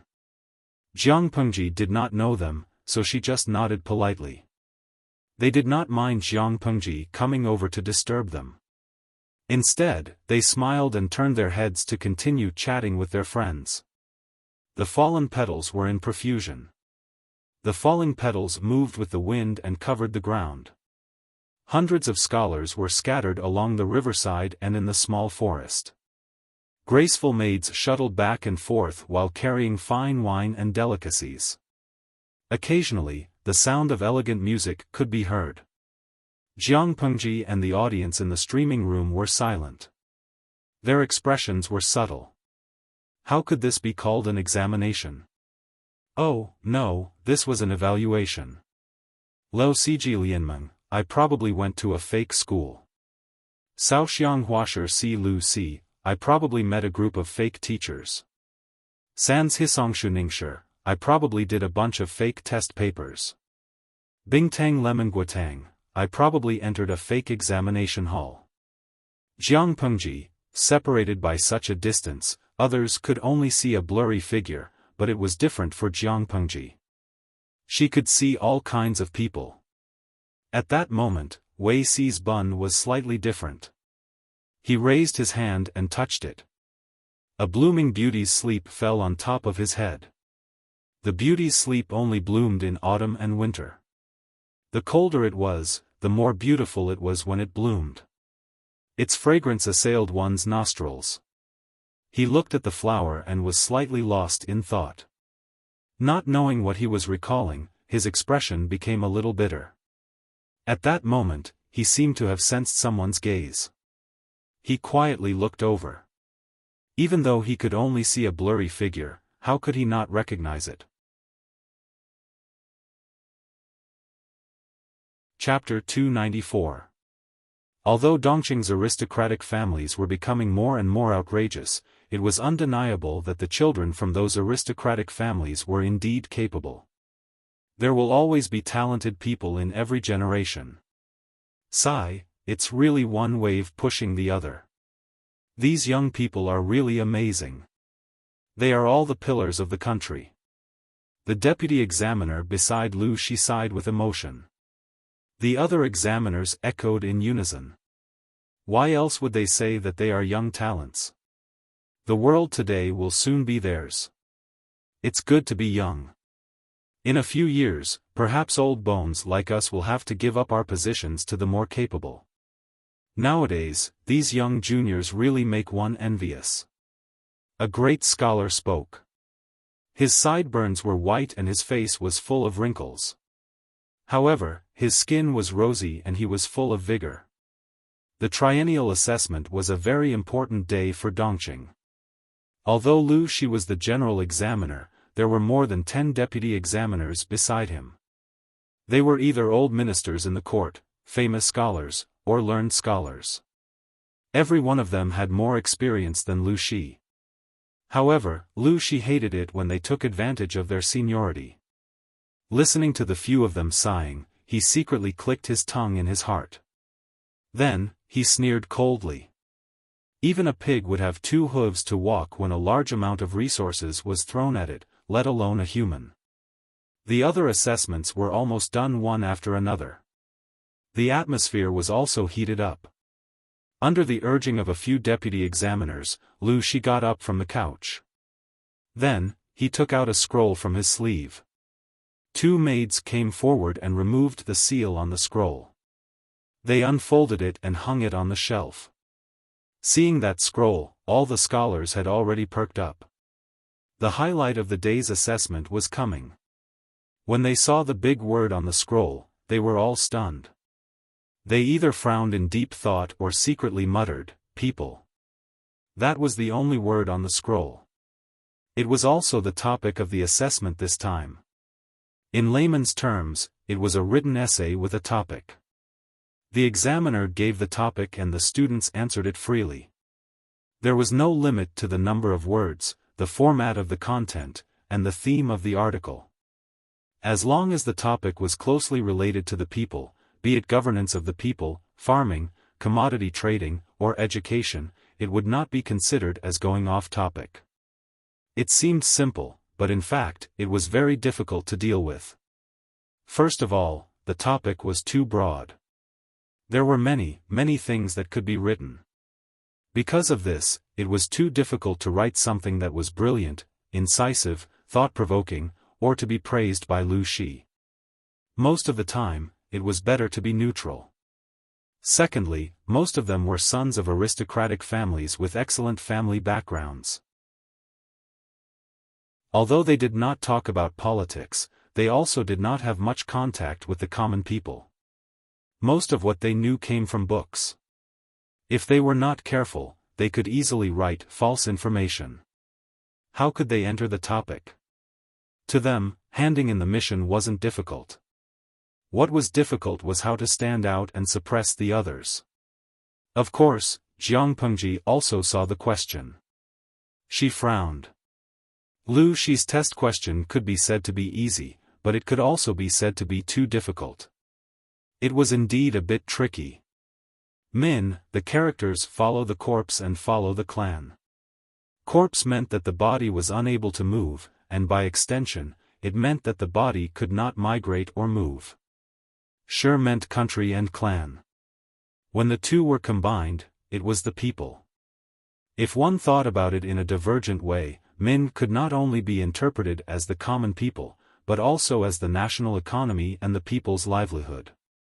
From the connection between the two, the basic necessities of life, food, housing, and transportation related to the people could all be included in the thinking.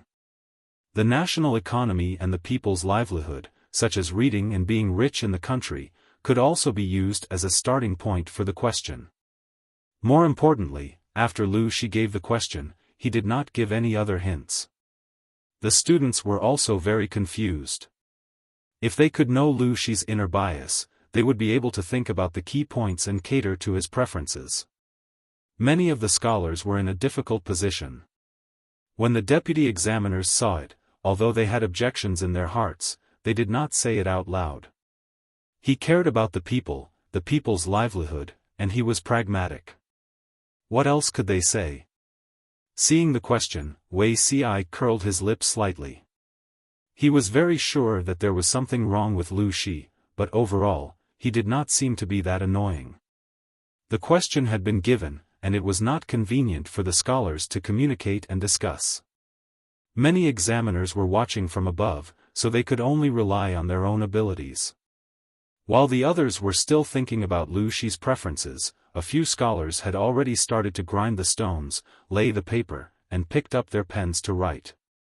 Lu Shi's eyes swept around. Those who started writing were basically the candidates that he had expected. He could not help but secretly sigh in his heart. They had left their names in the annals of history based on their abilities. Naturally, there was a certain reason for that. There was no point in being envious or jealous of such talents. He walked around a little and swept his gaze across the few people's writing desks. He could not help but nod. The question that he gave was indeed very broad, but as long as it did not deviate from the people, it would basically not stray from the topic. Rather than being greedy and wanting to state countless contents in a short space of time, which would result in the essay being empty, it was better to seize a point and focus on explaining it. Of course, it was one thing to understand the principle, but it was another thing to be able to write something substantial.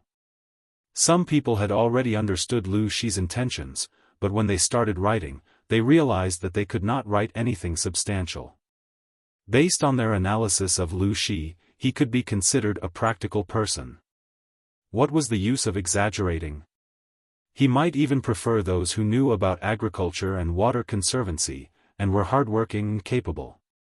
Of course, these people still had self-awareness. More people were disdainful. Everyone liked to listen to flattery. So what if the essay was beautifully written? As long as the general evaluation officer was comfortable reading it, it was fine. Therefore, there was no lack of fools who liked to show off their literary talent. Among the many scholars, Lu Shi cared the most about Master Yuanjing's few students and disciples. There was not much difference from what he had expected. Just from the content of the essay, he could actually feel out the temperament of these people. The only one that surprised him was Wei Ci. This fourth disciple of Master Yuanjing. It seemed that he was not like Ah Min had said. He only had a good face. Cheng Jing was steady and practical. He paid attention to farming and water conservancy.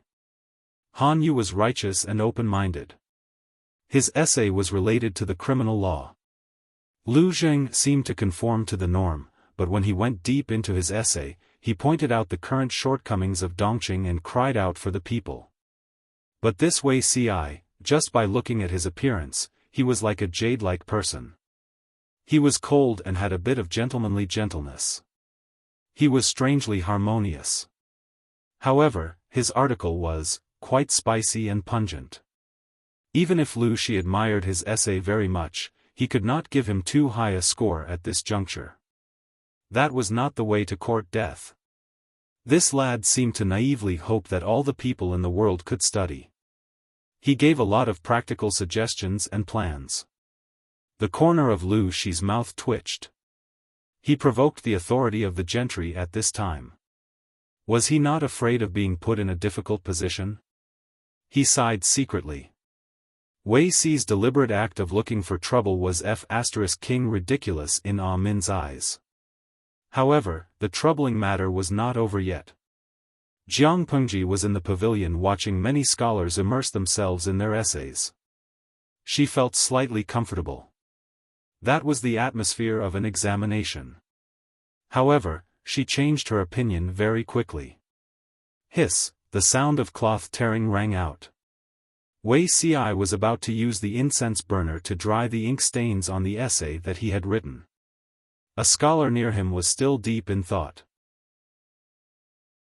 His face was flushed and his expression was a little squinted. He kept tearing at his clothes. The clothes that the scholar was wearing were old clothes. They were worn loosely. Naturally, they could not withstand such torment. Soon, a big hole was torn. Wei Ci was speechless. Lu Xi heard the movement and turned his head. The Lang Jun had already taken off his clothes. He stood up from his seat with his back facing Lu Xi. Lu Xi was speechless. Chapter 295. The clothes slid down and piled up at the feet. Everything was exposed. Naturally, everything in front of the body could be seen. The filthy thing even had the tendency to raise its head. The passing maids could not help but scream when they saw it. The scholars who were alarmed by the scream turned their heads to look for the source of the movement. The deputy examiners who liked to flaunt their seniority also stopped chatting and looked up. All of a sudden, they felt like they were going blind. It was fine for the men. They had the parts that others had. So what if they saw it? At most, they would feel that it was an eyesore and spit at it for being immoral. However, the maids were different. They entered the royal palace. Strictly speaking, they were the emperor's women. Now that they saw the body of another strange man, and they were all virgins, they were suddenly frightened and screamed. It was already good of them to not be in a mess. Lu Xi's face was livid. When he saw the scholar's smug expression, he immediately guessed what was going on. The audience in the streaming room took advantage of the camera angle and zoomed in to see the situation of the assessment clearly. Just as they were picking and choosing and sucking up to all kinds of handsome men, the naked Lang Jun occupied most of the screen. White and plump breasts, slender waist, white and skinny legs that were a little blue. The audience in the streaming room, the sparse bullet screen instantly became turbulent, and the overwhelming number of words blocked the virtual screen. Lianizi Huaji, oh my god, my eyes are going blind. Zifengjin Bao Bao, it's too much. My mother was watching the streaming just now. Suddenly, a high-definition breasts appeared. Now she suspects that I'm watching something dirty. She's going to the balcony to hit me with a clothes hanger. Help. Yinyang Zuanshang, I'm the one who's miserable. My wife is starting to doubt my sexual orientation. Apart from these complaints and ridicule, the others were all copied and pasted to protect their eyes. Jiang Pengji was almost dumbfounded. She had just listened to an action blockbuster on the rockery. Now she came to peek at the assessment and encountered someone tearing his clothes and wanting to run away. She must have seen a fake assessment. The panic over there also attracted the attention of many people. They all ran to the octagonal pavilion to secretly see what was going on. As the person involved and the culprit of everything, the scholar was not ashamed. Instead, he was proud. The embarrassment and panic of the maids around him greatly pleased him. He threw his head back and laughed, blushing. All living beings come naked, this is their nature. Why are you all so alarmed? Wuxia snorted coldly and said harshly, children are young and don't know shame. Are you the same? Etiquette, justice, honor, shame, and trust have been cultivated to perfection. That person heard Wuxia's sarcasm and turned his head to take a look. Wow, this was really amazing. He felt as if he heard the sound of his heart blossoming. It was incomparably wonderful. The scholar squinted his eyes and his footsteps floated as he approached Wuxia with a chuckle. I really didn't know that in this mediocre world, there's actually such a heavenly beauty.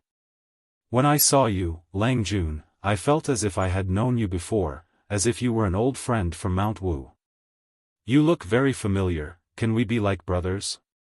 In layman's terms, it was, brother, I think we've had fun in our dreams before. Can we still go on a date? Nowadays, the southern style was prevalent in Dongqing. There were many Qi brothers, and many scholars even regarded it as a fashion. However, there were still many straight men in the world. They were rather disgusted by such actions that went against yin and yang. Due to the orthodox public opinion of the harmony of yin and yang, although there were many sworn brothers, most of them would do it in secret. Very few of them would confess their love to another man in public, not to mention that after eating too much of the hanshi powder, one's brain would turn over and one's clothes would be taken off, one would flirt with someone of the same gender. Wuxia's expression was completely unsightly. What did it mean to be an old friend from Mount Wu? Did he still want to be like brothers? The seats of all the scholars were fixed, so Master Yuanjing's students and disciples did not gather together. Hearing the commotion and seeing that Wuxia was actually being teased by a libertine who had taken drugs, his face instantly darkened and he was very angry. Who would have thought that someone would be so daring to take hanshi powder at the assessment site? It was fine if he used it, but he was so excited that he forgot where he was. This was the place for assessment, not an ordinary gathering. Although he was angry, if Wuxia was really offended and taken advantage of by this fellow, how would his reputation be in the future? Thinking of this, a few scholars from Langyi Academy went forward to stop him. However, they were quite far away from him. The scholar who was high was only 3 to 4 steps away from Wuxia. Comparing them, it was obvious who would be the first to seduce Wuxia. Lu Shi was so angry that his eyes were filled with murderous intent.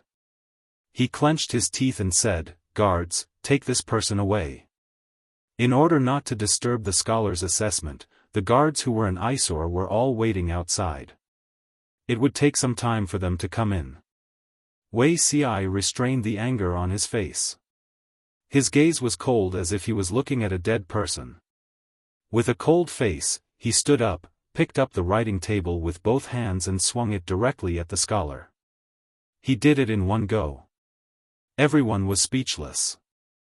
Wuxia looked down and said, "Immoral." His hand was still holding onto the writing table. No, it should be said that half of the writing table and the other half was hanging on the scholar's face. Looking at the broken writing table, then looking at the scholar's face that was covered in blood, many people secretly shuddered. If the writing table had been smashed on their faces, wouldn't their faces be flattened so that even their parents wouldn't be able to recognize them? Wuxia's fingernails were neatly trimmed, but because he used too much force, his fingertips were pale. His fingers used force and his knuckles were distinct. The veins on the back of his hands were bulging. It was obvious that his heart was not as calm as he looked. At this moment, the guards rushed over. Wei Ci raised his head and glanced at Lu Shi and the scholars. He bowed with a calm expression, pursed his lips and left with a wave of his sleeves. He was very clear that there was no need for him to stay. Even if there was a reason for hitting someone during the assessment, it was very likely that he would be disqualified. Rather than continuing to stay and becoming a laughing stock, it was better to leave quickly to avoid being bullied and humiliated. Lu Shi bent over to pick up Wei Ci's answer paper. Because the ink had not completely dried and the ink on the inkstone on the writing table had spilled, a lot of the content was dyed black. Lu Shi shook the paper and took the incense burner to dry the ink. Tsk, what a pity. Lu Shi pointed at the scholar coldly. Drag this disgraceful person away. Wei Ci was at least high-spirited and took the initiative to leave. However, the scholar who made a mistake and caused trouble was personally ordered by Lu Shi to drag him away. Comparing the two, no one would be bothered about Wei Ci injuring someone. They would only feel pity that the child was unlucky. This was only one of the reasons. More importantly, Lu Shi's action had almost negated everything about the scholar. His scholarly reputation was completely ruined. After being hit in the face with the writing table, the intense pain caused the scholar's light-headed head to return to the human world from heaven. There was still a pleasant aftertaste in his body. However, when he saw everything around him clearly and the cold wind blew, he realized that he was naked and almost fainted.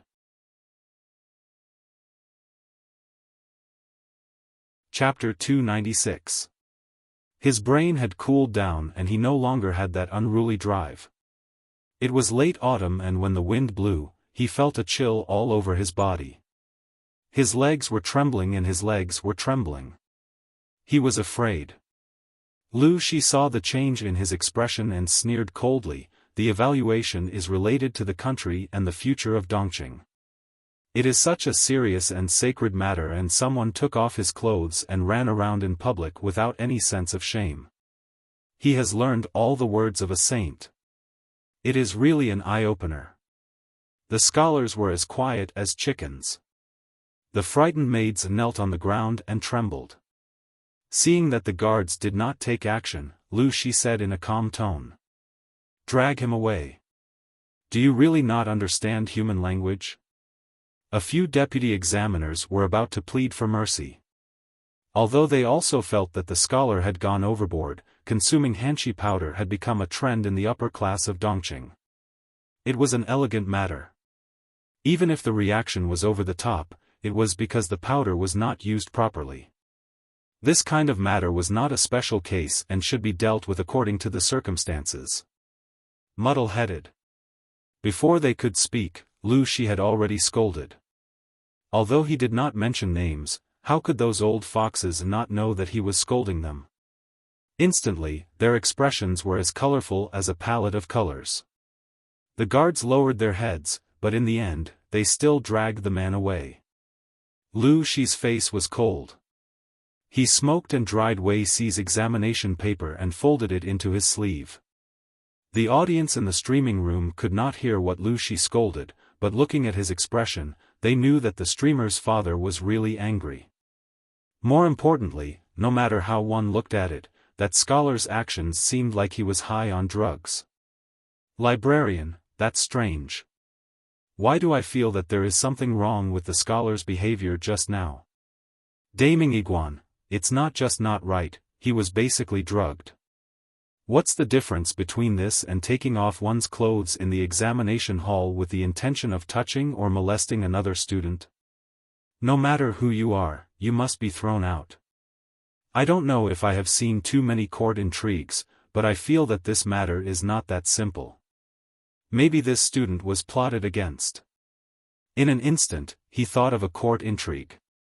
Lo Siji Lianmeng, I think he ate too much hanshi powder. How is this a plot? Earth's most handsome man, hanshi powder? What was that? Lo Siji Lianmeng, hanshi powder, also known as 5 stones powder, is a type of poison that can cause addiction and hallucinations. After consumption, the poison will spread and the body will develop a huge internal heat. Long-term consumption will result in chronic poisoning. But the ancients believed that after the consumption of hanshi powder, it would have the effect of clearing one's mind, and it would be as if the gods were helping one to compose poems. It was probably because of this that the naughty brat took the pill during the assessment. Nougat, isn't this poison? Jiang Pengji could not help but raise her eyebrows when she saw the contents of the bullet screen. She knew about it. Hanshi powder was a popular luxury item among the aristocrats of Dongqing. In Lu Shi's memory, he had seen many scholars in Hejian County drinking hanshi powder to liven things up during gatherings. Another member of the audience searched for the information of hanshi powder on Baidu, and copied and pasted a whole bunch of information, which could be considered as a form of education for those who didn't know about it.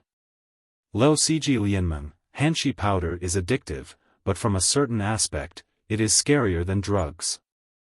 Jiang Pengji glanced at it and put it down disinterestedly. The audience in the streaming room belonged to the modern era. To them, hanshi powder was still very scary.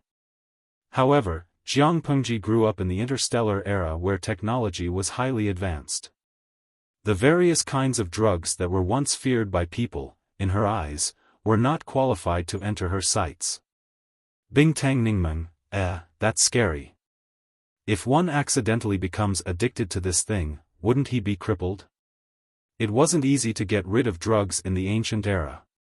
Think about our Chinese country, think about opium. If this thing were to be widely spread, the consequences would be unthinkable. This bullet screen gained the support of many viewers. Host V, there's no need to be so worried, hanshi powder can only be spread in a small area. This thing is very expensive, ordinary people can't afford to use it, which prevents the possibility of it being spread widely. After consuming hanshi powder, one still needs to go through a very complicated process to disperse the excess internal heat in the body. If there's a mistake during the dispersion, it could lead to death. The people can't afford it. Even so, the harm of hanshi powder can't be ignored.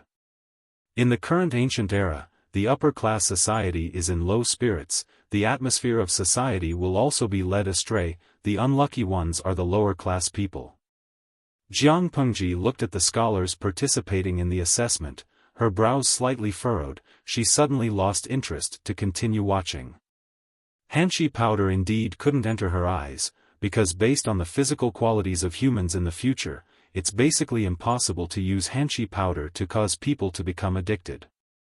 But the people in the ancient era were different, they were too weak, those aristocrats who were spoiled since young were even weaker. Once one becomes addicted, it would be difficult to quit, probably no one has the willpower to quit. The noble scholars, they have the money to buy hanshi powder, they will be fine as long as they continue to consume it, why would they go through hardships to quit? In the current pyramid society, where illiterates are everywhere, the influence of the elites on the lower class is too big, the decadence of the elites will cause the whole world to be decadent, they are useless, it will also cause the atmosphere of the whole society to be foul. She pursed her lips into a straight line, she didn't alert anyone, she quietly left the octagonal pavilion.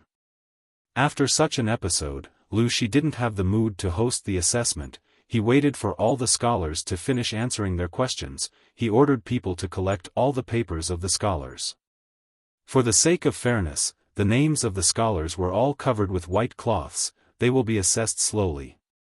Han Yu's face was full of worry, Zixiao, this time, isn't it too much of a loss? Why did he encounter such an unlucky thing? He didn't look at the almanac when he went out.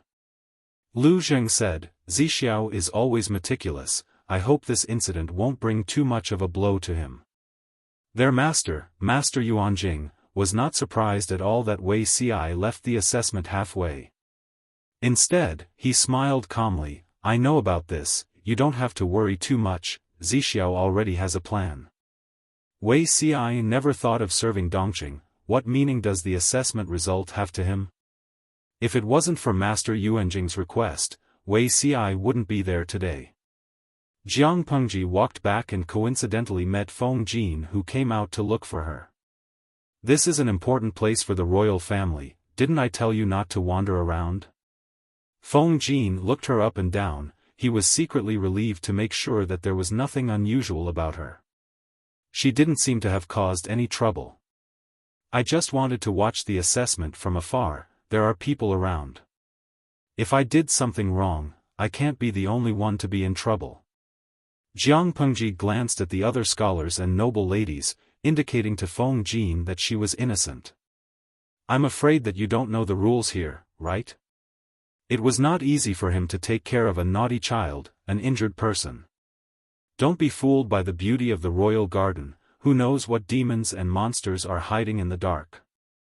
If you accidentally ruin someone's plan, you might lose your head. Jiang Pengji walked to Feng Jin's side. They walked side by side on the narrow path. They were quite a distance away from the others. It seems that you are very experienced. I just found Wuma Jun and a girl named Anyina in the rockery cave, tsk. It was intense. Is this a big deal?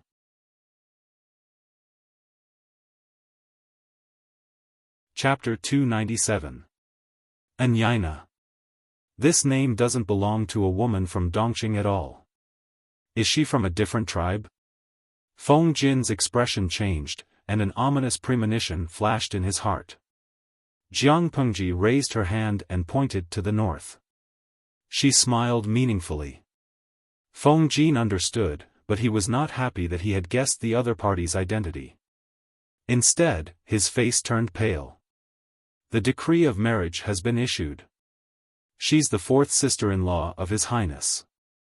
How dare Wuma Jun, brother-in-law and sister-in-law are having an affair? Does Wuma Jun know what he's doing? Jiang Pengji rolled her eyes contemptuously. Wuma Jun is carrying forward the virtues passed down from his ancestors. Besides, Anyina has ill intentions after marrying into the royal family. She seduced Wuma Jun, and he has his own plans. Won't they be together? According to Wuma Jun's ambition, even if Anyina did not seduce him on purpose, would he be able to protect his belt? Neither of them were good people. Feng Jin hesitated and did not move forward. His heart was full of struggle. This matter, Jiang Pengji said in a low voice, why are you so worried about the scandal of the royal family? Your father has retired from his official post and is waiting for the situation to change. Do you still want to risk your life for Dongqing? Even if you say that Anyina and Wuma Jun are having an affair, what evidence can you show? The marriage between the northern borderline and Dongqing is already set in stone. Any obstacles in between will be eradicated. After listening to her, his expression kept changing. After a long time, he let out a long sigh. Forget it. This matter indeed has nothing to do with me. Feng Jin was very clear about Wuma Jun's ambition. Feng Jin could more or less guess his purpose of seducing the princess of the northern borderline, Anyina. However, that person was only ambitious but had no brains. He did not see the big picture. That was what Feng Jin despised the most about Wuma Jun. Getting in touch with the royal family of the northern borderline through Anyina was tantamount to asking a tiger for its skin. He would be bitten to death. Jiang Pengji tilted her head and looked at Feng Jin's side profile. She said, this matter has nothing to do with you. Let me tell you something that is related to you. Feng Jin's heart skipped a beat. He asked her without changing his expression. What is it? Jiang Pengji said, during the assessment just now, a scholar consumed hanshi powder and took off all his clothes in front of everyone. Yes, you didn't hear wrongly. He stripped naked in front of all the scholars, my father, and the other deputy examiners. He even flirted with Master Yuanjing's disciple, Wei Zixiao. Feng Jin was stunned. His eyes widened involuntarily. This is simply absurd. Jiang Pengji told Feng Jin about it as a joke and teased him, you should be glad that you didn't go for the assessment because of your arm injury. Otherwise, perhaps the one that libertine has his eyes on would be your beauty, Feng Huayu. Why did he feel like his hands were itching to beat the brat in front of him? Jiang Pengji burst into laughter. Her eyes were filled with a relaxed smile. Forget it. Since you're so honest, I'll stop teasing you. Feng Jin's expression was stiff. He looked a little angry, but Jiang Pengji smiled from the bottom of her heart. The two of them walked through the veranda and looked from afar. They seemed to be chatting and laughing. When they were about to leave the garden, Jiang Pengji noticed a strange gaze. She subconsciously stopped smiling and looked at the source of the gaze. In her line of sight, there was only a disappearing piece of cloth. Did you see someone you know? Feng Jin asked her. Sort of, but he's very guarded against me. I don't know how I offended him. Jiang Pengji shook her head. If Wei Ci liked to avoid her, then so be it. She wanted to see how long he could keep his secret. Huayu, how much do you know about Langya County? Feng Jin retracted his gaze and looked in the direction where Jiang Pengji was looking at. He didn't see anyone. Langya County? I forgot that you're going to Langya with Master Yuanjing to study. It's better to be prepared. You should do your homework and understand the situation of the aristocratic families in Langya. Feng Jin smiled. He thought Jiang Pengji was worried about studying in the future. Langya County is a place where military strategists fight for it. It's also a place full of spiritual energy and nurtures many outstanding talents. It's a place where aristocratic families gather. Jiang Pengji nodded. She knew all that. I heard that there are many aristocratic families in Langya County. They're not to be trifled with. Hejin County was rich in beauties, while Langya County was rich in scholars and heroes. Many famous scholars were basically from Langya. The two were completely different in Dongqing. Feng Jin comforted Jiang Pengji. They're indeed not to be trifled with. But as long as you know your place, no one will deliberately make things difficult for you for the sake of Lu County Chief. Moreover, when you enter Langya Academy, Master Yuanjing will protect you. What are you afraid of? As long as the friend beside her didn't make a fuss, she would definitely have a good life in Langya County. Jiang Pengji asked again, then, have you heard of the Wei family of Langya? Feng Jin listened and frowned. He rummaged in his mind for a long time. The Wei family of Langya? I have some impression of it. If I remember correctly, the branch of the Wei family of Langya is a branch that branched off from the Wei family of Bianzhou not long after the founding of the Xia dynasty. But this branch has been declining for a long time. It's getting worse with each generation. Bianzhou was located in Zhongzhou. The Wei family of Bianzhou was considered a first-class aristocratic family in Zhongzhou. Do you know the current situation of the Wei family of Langya? Jiang Pengji asked. I vaguely heard that the branch of the Wei family of Langya has returned to the Wei family of Bianzhou and returned to the main clan. Although it's said to be returning, it's actually just living under someone else's roof. But if they don't do that, they may completely fall from grace and become a commoner. The most important part of the assessment was family background. It took up a lot of points. Commoner families could only be inferior. If they returned to the main clan, they could enjoy the shade under a big tree. After all, they were an ancestor. Regardless of how they lived, at least they would be a well-known aristocratic family and not a commoner family. Jiang Pengji frowned and said, Huayu, do you mean that the Wei family of Langya has moved back to Zhongzhou?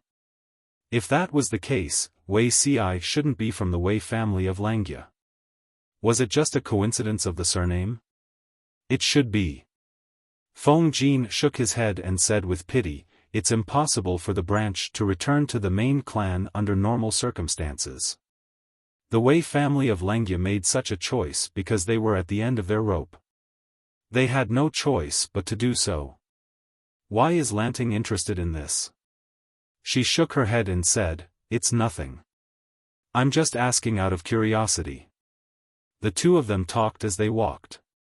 When they returned to the banquet, they watched the singing and dancing for a while. Jiang Pengji saw someone taking hanshi powder in public not far away. His expression was one of enjoyment. She was startled and suddenly thought of something. Huayu, do you know when hanshi powder became popular in Dongqing?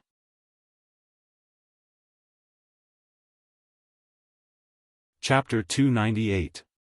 Isn't there an approximate time? Jiang Pengji had some guesses in her heart, but she didn't have any concrete evidence. She had read so many books before, and there were indeed some records about hanshi powder. According to unofficial historical records, in the previous dynasty, there was a wandering necromancer who presented a magical prescription to the emperor of the Xia kingdom that could extend one's lifespan and strengthen one's body. It could allow a man to have sufficient yang energy and be vigorous in bed.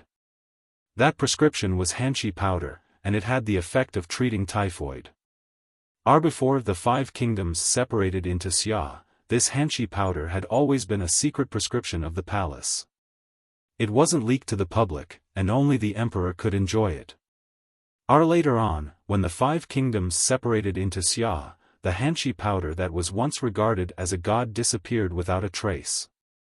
When it reappeared, it became a popular trend pursued by the nobles.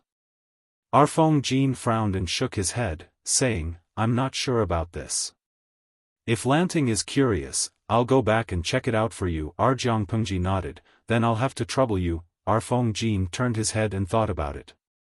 He felt that Jiang Pengji's sudden questions were a little weird. What's the problem with this hanshi powder? Jiang Pengji sneered, the problem is huge. Take a look, those who have been consuming hanshi powder for a long time, which one of them still has energy? They are muddle-headed all day, as if they are going to meet their ancestors at any time.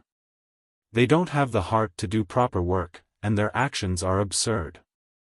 Their temperament is even more unpredictable. Now after consuming hanshi powder, they still strip in public. Under normal circumstances, who would strip naked and expose their body to outsiders?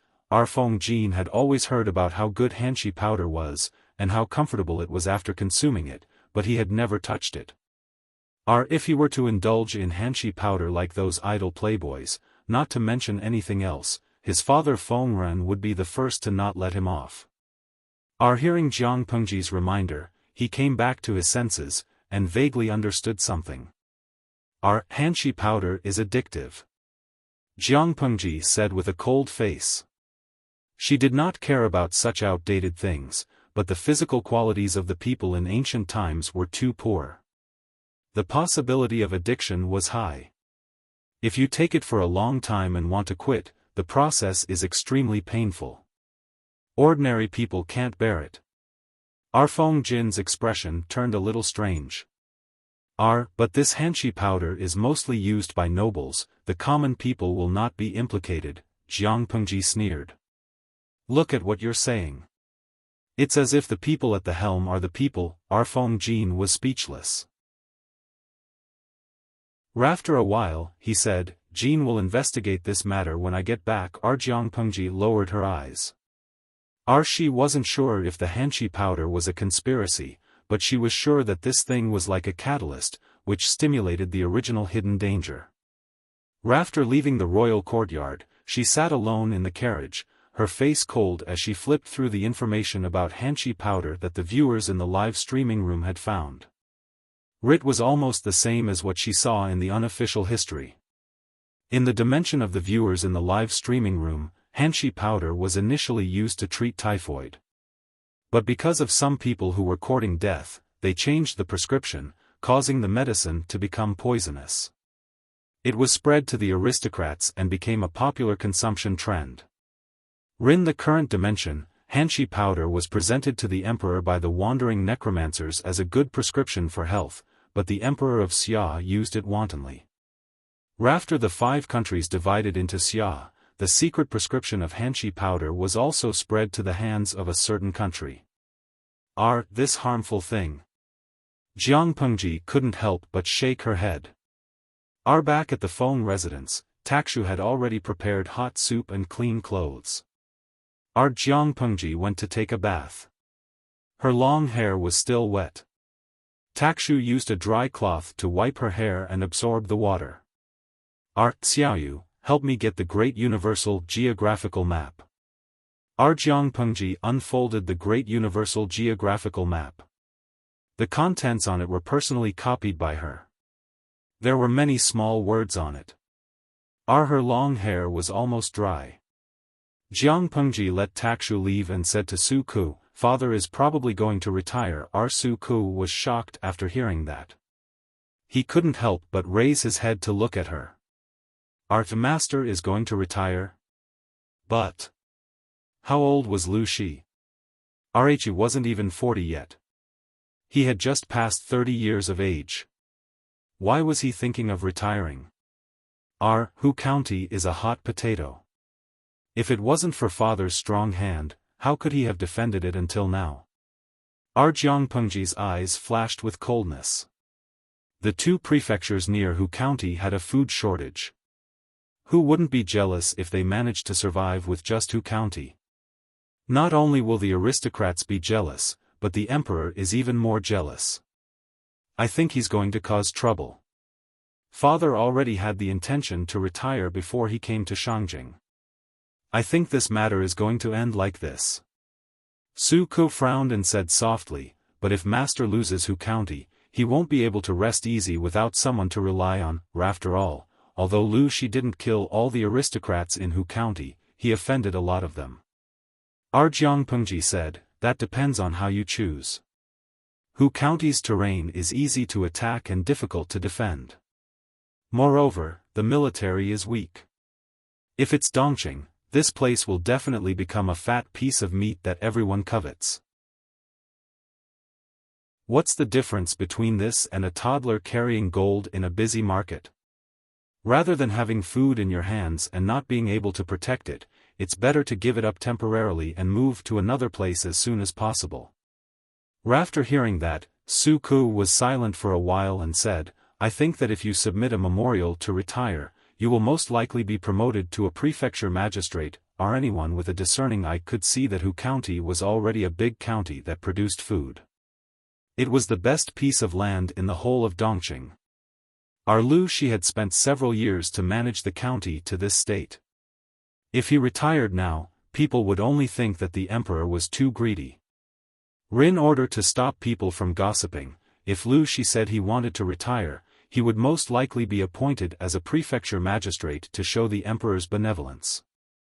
Although it was a demotion, it was better to have a good reputation. I think so too. Currently, there are 6 prefectures and 21 counties in Dongqing. Only Yuanzhou is still lacking a prefecture magistrate. When he heard Yuanzhou, Su Ku's face suddenly turned cold.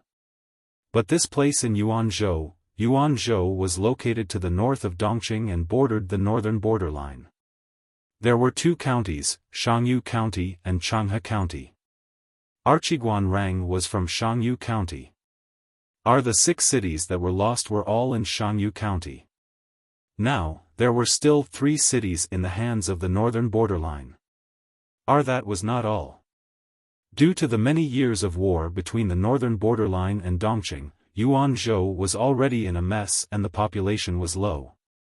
Now that Dongqing and the northern borderline were connected by marriage and Nansheng came to borrow troops, according to the emperor's idiotic character, he might transfer the troops guarding the border. When that time came, Yuanzhou would have to face the covetous eyes of the 3 tribes of the northern borderline. It was not easy to be the prefecture magistrate of Yuanzhou. However, it was precisely because it was not easy that Lu Shi went to Yuanzhou to seek the greatest benefits. Jiang Pengji had also been eyeing this place at first. Only in Yuanzhou can he openly recruit soldiers and buy horses.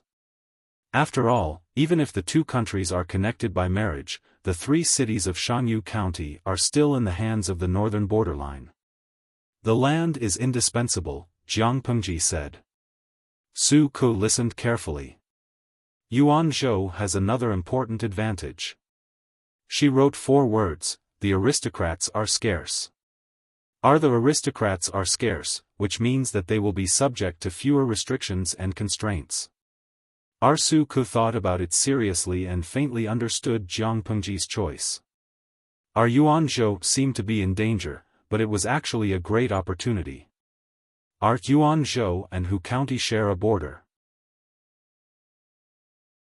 Father has been operating in Hu County for so many years, so he must have a backup plan. The county chief sent by the imperial court will not be able to control the entire Hu County in a short period of time. In other words, Hu County is still secretly in father's hands. Yuanzhou's soldiers and Hu County's provisions. The combination of the two was what Jiang Pengji wanted.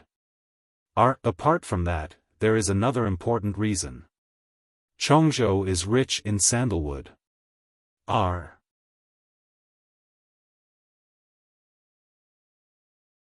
Chapter 299. Su Ku was stunned for a moment. He did not understand the connection between Chongzhou's abundance of red sandalwood and her preference for Chongzhou. Don't underestimate this by Tan. Jiang Pengji smiled and revealed a hint of gentleness. In the beginning, my goal was not Chongzhou. But because of this by Tan, I changed my mind. If father is appointed as the magistrate of Chongzhou, many plans can be started.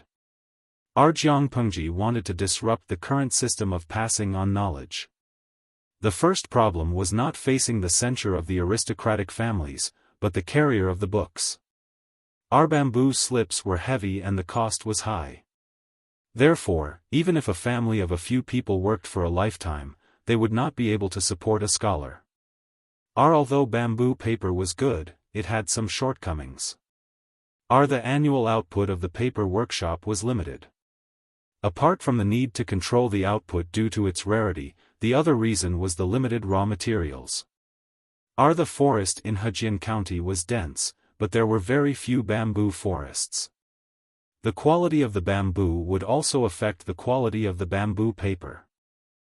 Taking the means of transportation in ancient times as an example, in order to save as much money as possible, the production materials had to be sourced locally. Therefore, most of the bamboo paper produced by the paper workshop was sold to various aristocratic families. The other portion was used for their own use. The scale of production had never been expanded. Jiang Pengji's ambition was not limited to this. The output of bamboo paper could not satisfy her needs.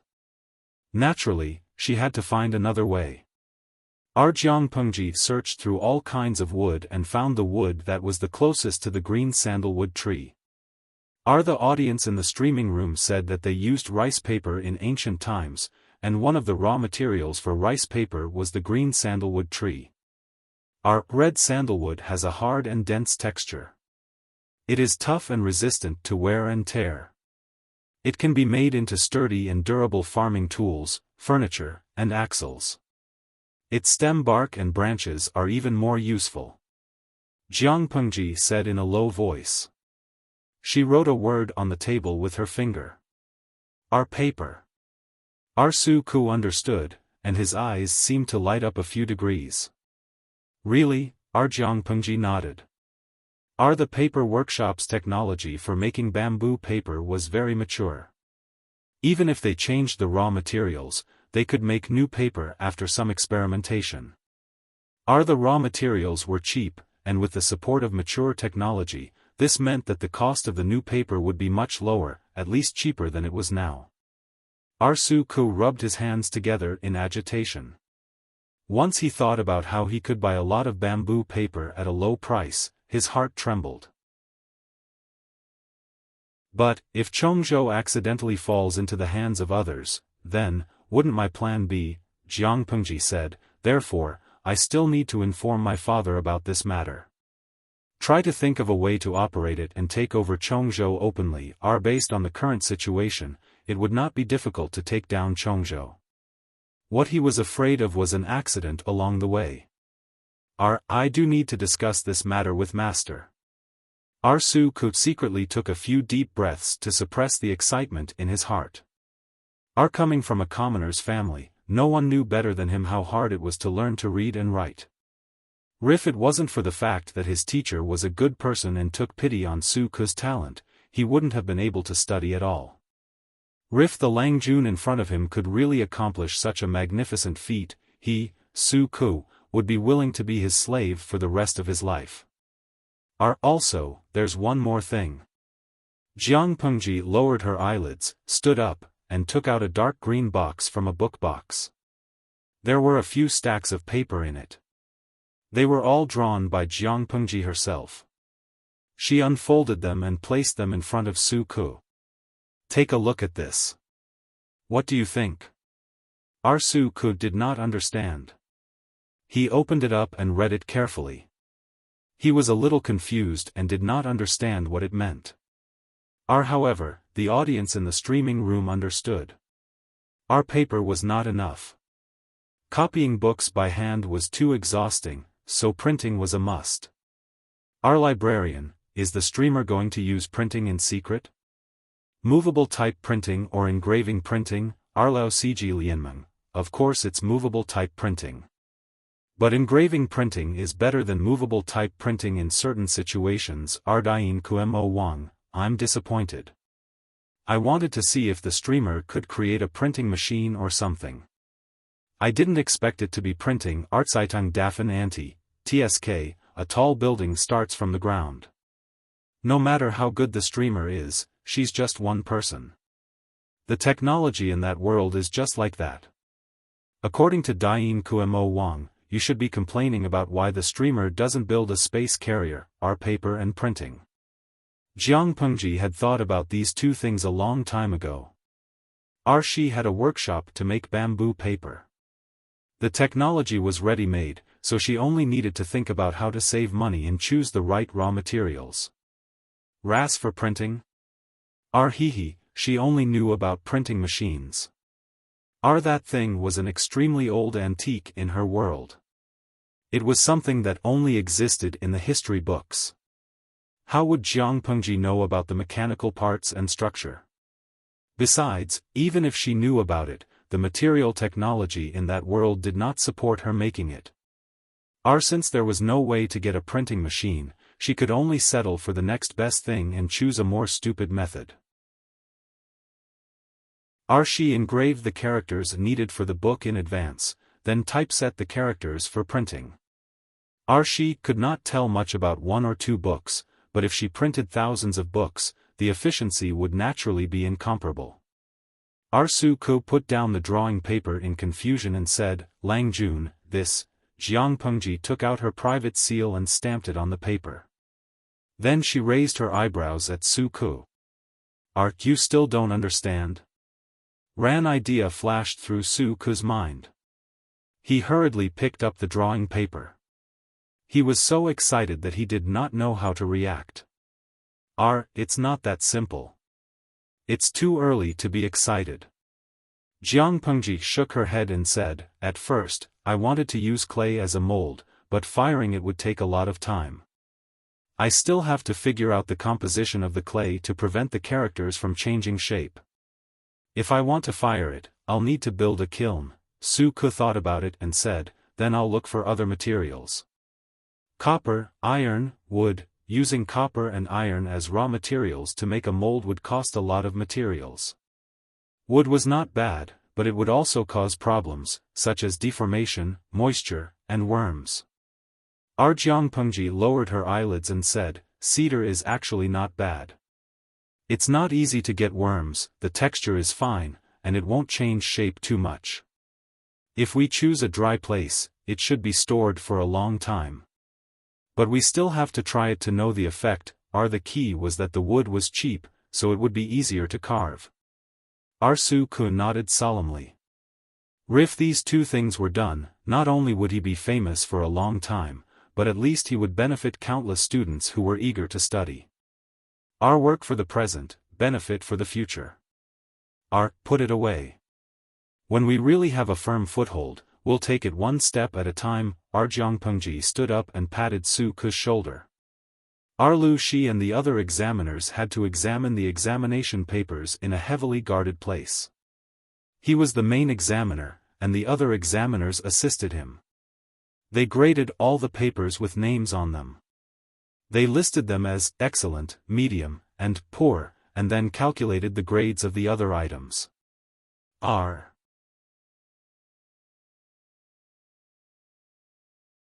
Chapter 300. Wuxia held a weak candle in his right hand and walked silently through the corridor. The moonlight elongated his shadow on the door. Master? Wuxia stopped in his tracks and saw a figure sitting upright in front of him. Master Yuanjing tilted his head and waved at Wuxia. Zixiao, come to me. Seeing the cloak draped over Master Yuanjing's shoulders, Wuxia went forward and sat beside him. He placed the lamp aside. How long has Master been waiting here? Wuxia did not need to ask to know that Master Yuanjing was waiting for him. It's not important. Master Yuanjing said plainly with a hint of a smile. Zixiao is not a reckless person. I've heard about today's assessment from Yumo and Xiaoyin. Hitting someone with a book in public, even when you were 3 or 5 years old, you wouldn't have done this. Wuxia's face was slightly red. He lowered his head and admitted his mistake. Your disciple knows his mistake. Please punish me, Master. Master Yuanjing shook his head and asked, why should I punish him? I don't think you did anything wrong. On the contrary, you played very well, or it wasn't as if he had beaten someone to death. That scholar's actions were indeed too much. Who wouldn't be infuriated? Master Yuanjing nagged, I'm not here to scold you today. I just want to tell you that it's okay to be more casual. Your personality is too serious, and your thoughts are heavy. You like to keep everything to yourself and hide it from everyone. To put it bluntly, other people aren't like roundworms in your stomach. How would they know what you're thinking? Wuxia remained silent with his head lowered. No one knew if he heard it or not. Master Yuanjing massaged his numb leg and said casually, there are some things that you should say if you want to say them. Your disciple does not dare to say. Wuxia had a lot of things he wanted to say, but he could not say them no matter how hard he tried. Master Yuanjing smiled. Zixiao, there are many taboos for strategists. One of them is not to use your own heart to guess the intentions of others. I know why you don't dare to say it. From what you can see, you already have the answer in your heart, so there's no need to say it. Isn't that so?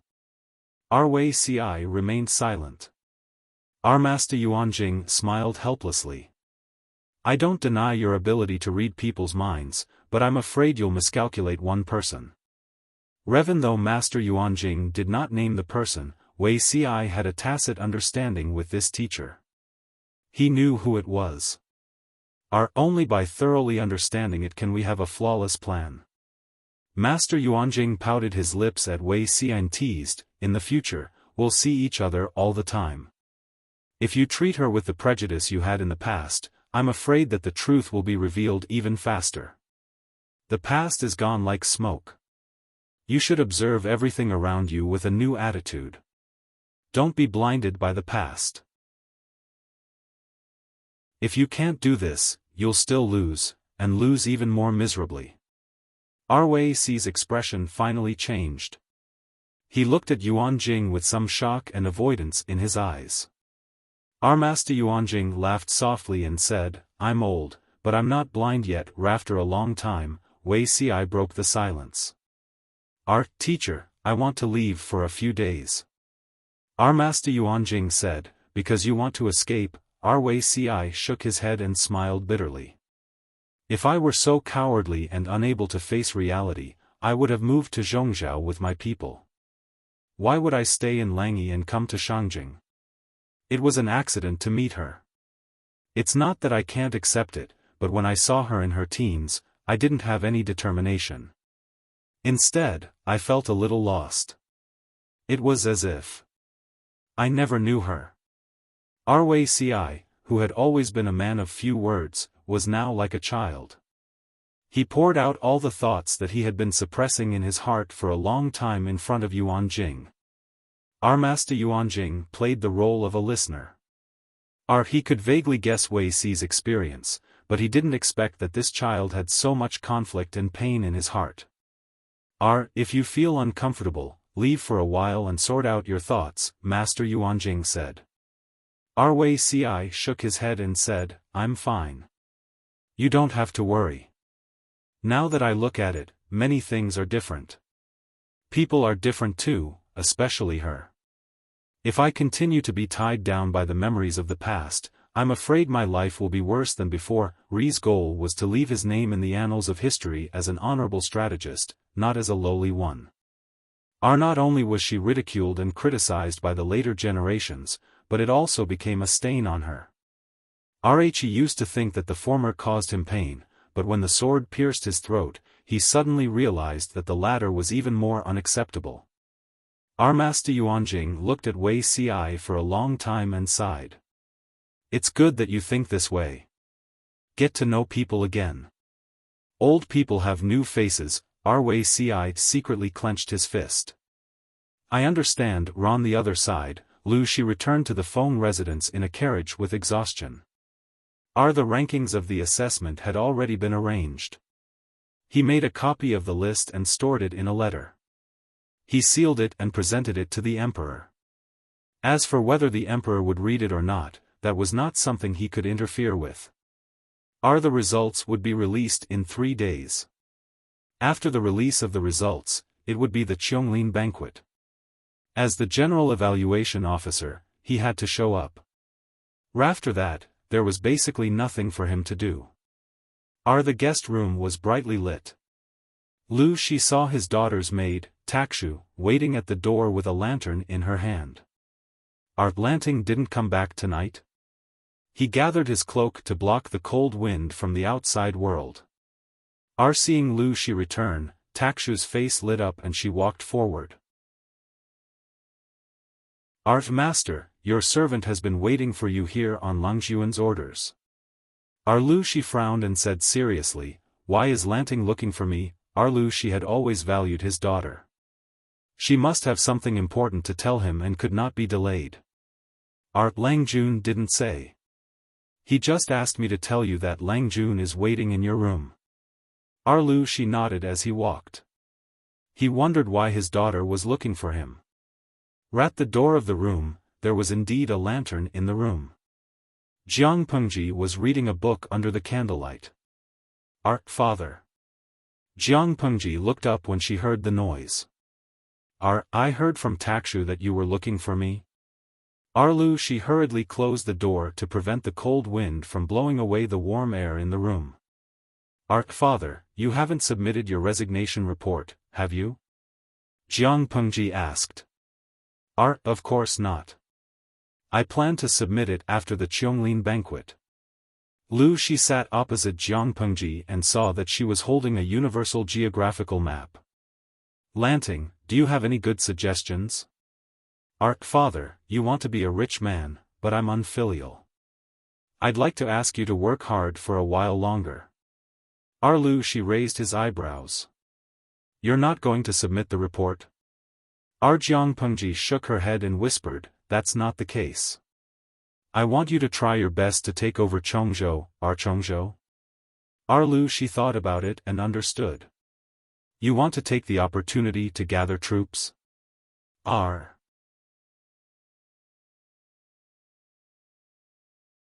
Chapter 301. She did not let Jiang Pengji explain in detail. He raised his hand to stop her from speaking. He closed his eyes slightly. The candlelight shone on his eyelashes, casting 2 small shadows that covered the green in his eyes. You don't have to explain too much. The Feng residence may not be completely safe. She did not know Jiang Pengji's perception. He was afraid that the walls had ears. His expression softened. Whatever you want to do, there is nothing I won't do. Chongzhou is actually a good place. Jiang Pengji opened her mouth, as if something was stuck in her throat. She could not spit it out or swallow it. Based on Lu Shi's years of experience in officialdom, how could he not see the danger in Chongzhou? Lu Shi saw her expression and laughed. He raised his hand to rub the top of her head. He said warmly, "You don't have to worry about me. Hu County was so chaotic back then, but didn't I survive until now?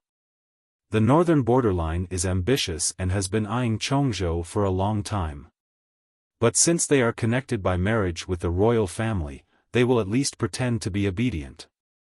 Before the princess of the northern borderline turns the royal family upside down, the northern borderline will not make a move." In other words, Chongzhou was still in a relatively safe state for the next few years. It could be governed and developed in peace. However, after this deadline, Chongzhou would have to face the covetous eyes of the three tribes of the northern borderline. It would welcome the trampling of their armored cavalry. Jiang Pengji clenched her fists, pursed her lips, and solemnly promised. "Father, please work hard for 2 years. I will take care of you until you are 100 years old." Lu Shi could not help but laugh. His expression became lively. "You still don't understand. Although Chongzhou is threatened by the northern borderline, it will be a very safe place for the next 2 years." He shook his head and carefully analyzed the situation for Jiang Pengji. Even if Nansheng can avoid the destruction of the country, they will have to cede land and pay compensation. They will have to ask for peace and pay tribute. The south will not be stable. In contrast, the north is more comfortable. Even if the northern borderline is ambitious, it will be a matter for a few years. Lu Shi was only going to be the magistrate of Chongzhou. He would oversee Chongzhou for 2 years. When the world was really chaotic, Jiang Pengji would take over. The risk was not high, but it was more frightening. Lu Shi understood this logic. After a while, he took out a neatly folded piece of paper from his sleeve. It was stained with ink. Some words could not be read clearly. "What is this?" Jiang Pengji took it and looked at it. Lu Shi said, "Master Yuanjing's disciple wrote about the girl who was teased and left in anger." Jiang Pengji looked at the assessment from afar and naturally knew who Lu Shi was referring to. "Why did father bring his exam paper out?" As she spoke, she carefully unfolded the piece of paper. Just from the handwriting, one would think that it was a gentle and delicate young lady from a noble family. If this paper is seen by others, I'm afraid there will be trouble. Master Yuanjing is really a wonderful person. Sure enough, he accepts disciples based on fate. Lu Shi shook his head. Nowadays, a lot of people complained about the difficulty of studying. Some great Confucian scholars advocated and appealed to the common people to be able to read and read. However, those were just words. If such a thing really happened, those people would be the ones who resisted the most fiercely. Even if this was a beautiful article, just based on the meaning revealed in it, Wei Ci was useless. Jiang Pengji's interest was piqued. She read the article carefully. Although some words were covered by ink, she could guess the meaning of the full text. "I didn't know that he had a brain other than his face." Jiang Pengji smiled, folded the paper, and stuffed it into her sleeve. Lu Shi choked on her words. What did Wei Ci do? Why didn't my daughter get along with him? Having a brain is useless. Who doesn't know how to talk on paper? Jiang Pengji curled her lips. So I need to observe him carefully. Her attention was something that Wei Ci could not avoid. TSK, I really want to see his horrified expression when he finds out the truth. Lu Shi came back to his senses. Wei Ci was born in the Wei family of Langjia. Although he has fallen, he still has his pride. He may not be easily convinced by you. Jiang Pengji raised her eyebrows when she heard Lu Shi's words. I heard from Huayu that the Wei family has moved back to Zhongzhou, but Wei Ci is still in Dongqing. Because Feng Jin told her about the Wei family, she thought that Wei Ci was from a poor family or an ordinary farmer's family. Now that she looked at him, it seemed that he had a background. Lu Shi said uncertainly, maybe he's temporarily tied up for the assessment. If it's for the assessment, he wouldn't have written such a deviant paper. He obviously doesn't want to be selected. Jiang Pengji smiled and said, I'm not sure about other people, but I'm confident that I can take down Wei Ci. They were coming for her, so where else could she run to? The father and son talked for 15 minutes. Jiang Pengji put on Lu Shi's cloak and went straight to her room. It was late autumn, and the temperature was getting colder every day.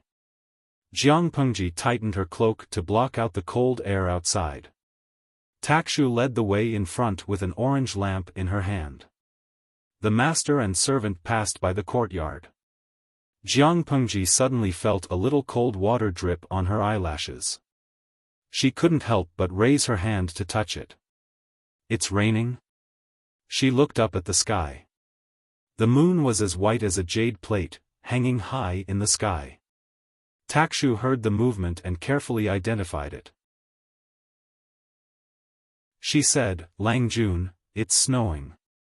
Snowing? Jiang Pengji blinked and reached out to catch the white flowers falling from the sky. The snowflakes were very small, like fine silver beads. They melted into liquid when they fell on her palm, leaving only a little coldness. It's quite small. Jiang Pengji blinked her eyes and muttered in a low voice.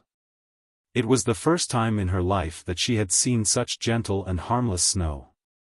In her memory, snow was supposed to fall in sheets or as hard as white pearls, crashing down from the sky. Takshu laughed, and her eyes curved into the shape of a crescent moon. I guess this is the first snow of the year. It's still early. Even if it snows, it will be very small. In another 1 or 2 months, it will really snow. The sky and the earth will be the same color. It will be very beautiful. Jiang Pengji had Lu Shi's memory. Naturally, she knew when it usually snowed. The snow this year was indeed a little early. The snow was not heavy. Jiang Pengji went back to her room and drank a bowl of cold ginger soup. She took off her clothes and went to sleep. When she woke up the next day, as soon as she opened the door, she was hit by a cold air that was like an icy knife. The courtyard was covered with a layer of white. It was fine yesterday. Why is the snow getting heavier and heavier overnight? Jiang Pengji looked at the sky. Fine snow was falling. Feng Jin was obviously used to it. He ordered the servants to prepare a tea stove and sat opposite Jiang Pengji in the corridor of the courtyard to brew tea. He frowned and looked at the courtyard. It had only been one night, but the snow was already as thick as a knuckle.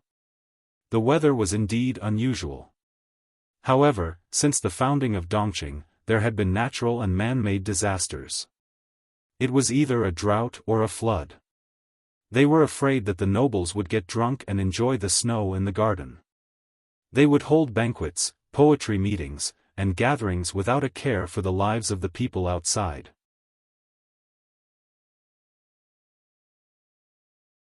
Chapter 302. The snow will continue for another day or two. Feng Jin shook his head. It's always like this in Shangjing. It snows earlier and earlier every year. Jiang Pengji looked at the snow-covered roofs in the distance. She frowned as if she was worried about something. On the day of the Qianglin banquet, the snow did not stop. The entire Shangjing city was covered in a layer of white. However, the cold outside could not stop the liveliness of the Qianglin banquet. They toasted each other, sang, and danced. The graceful dancers wore water-colored gauze and danced gracefully in the snow. They were like fairies from the 9th heaven who could ascend to immortality at any time. Jiang Pengji saw their bare feet. Their feet were red and blue from the ice. She suddenly lost the mood. She felt uncomfortable watching it, but the other scholars were watching with great interest. This Master Yuanjing is so powerful. His students have taken 2 of the top 3 places. I heard that if Master Yuanjing's disciple Lu Zheng was not born in a poor family, he would be in the top 3. If that's the case, it's scary. I heard that Master Yuanjing has another disciple. Where is he? Are you talking about Wei Zixiao? I heard that someone spoke rudely to him during the assessment. His temper flared up and he left after hitting the person. That's a pity. What's there to pity? He hit someone.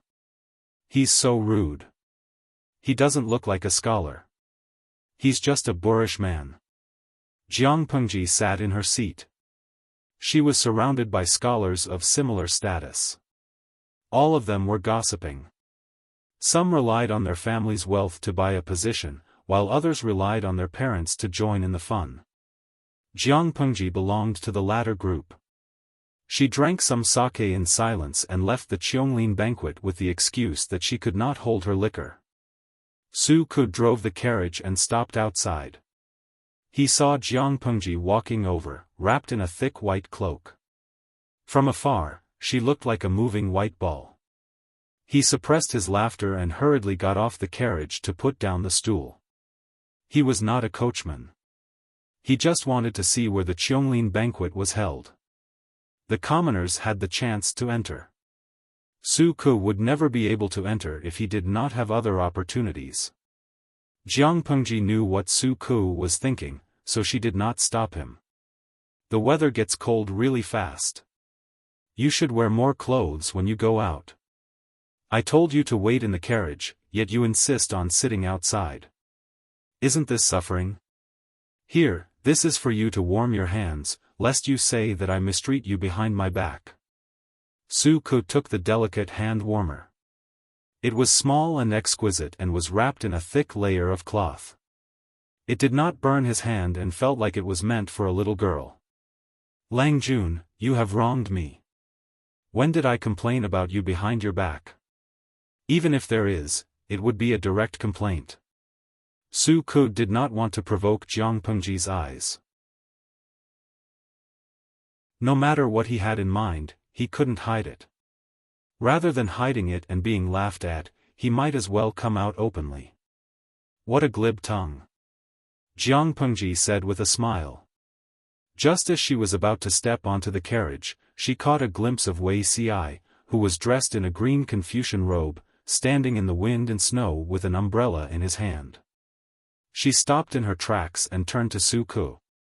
Take the hand warmer and hide in the carriage. I have something to do. After Su Ku heard this, he was surprised. He could not help but shift his gaze towards Wei Ci. As someone who was obsessed with invisible voices, it was hard for him not to remember anyone with a special voice. Not to mention, other than his moving voice, Wei Ci could also be considered a person with a clear demeanor and handsome bones. Jiang Pengji walked forward and teased, Zixiao, are you waiting for me here? Wei Ci did not overreact like before. Instead, he said calmly, I'm just waiting here like your accountant. As for who I'm waiting for, it depends on who I'm waiting for. If you think I'm waiting for you, it's okay to think so. Was he mocking her for being narcissistic? Jiang Pengji's expression darkened. She looked at Wei Ci with an inquisitive gaze. Wei Ci did not avoid her gaze. He looked down and slightly lowered his head to look into her eyes. His eyes were open, not empty like before. As he spoke, he tilted the umbrella in his hand slightly and covered the top of Jiang Pengji's head. The wind and snow are strong. You should go back quickly. Did you write the article yourself? Jiang Pengji asked Wei Ci with a serious face. She was not being polite. Wei Ci smiled calmly and asked her in reply, do you think your father leaked the article so that I can find someone to write it for me? Jiang Pengji was silent. It was not because she suspected that Wei Ci would find someone to write for him, but she felt that Wei Ci's thinking was too different from the literati of the time. If everyone in the world went to study, who would do the farming? If there were more people studying, there would be more people sharing the cake. How would the aristocrats, who monopolized the inheritance of knowledge, be willing to do that? Wei Ci was also born in an aristocratic family. Even if the Wei family of Langya had withered, their ancestors were once prominent. The aristocrats had a sense of pride in their bones. They boasted that their bloodline was superior to others and that they were born to be superior to others. Either way, Ci really had such a broad vision, or he was just a naive youth who didn't know much about the world. No matter how Jiang Pengji looked at him, Wei Ci did not seem to be the latter. "You have a glib tongue," she said with a fake smile. "It seems that you already know how to maintain your composure in front of me." Wei Ci's voice sounded a little relieved. "Once bitten, twice shy. Although I dare not be on par with Yumo and the others, I am not a fool without talent. Naturally, I will not fall in the same place twice. If you still want to test me, I am afraid you will be disappointed."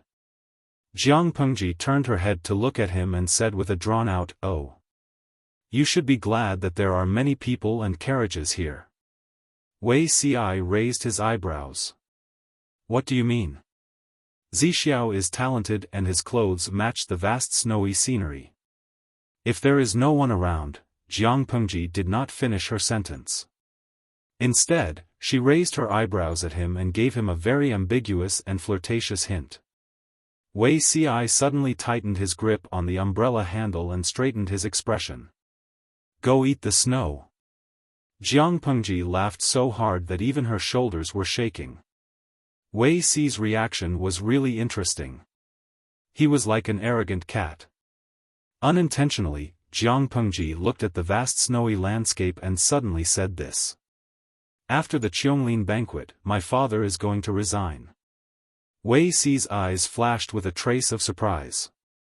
"Your father has just become an official. Why is he going to resign? Take a guess." Wei Ci looked at the short man who was not even as tall as his chest and said in a low voice, "If you don't intervene, your father may be able to retire and have some peace.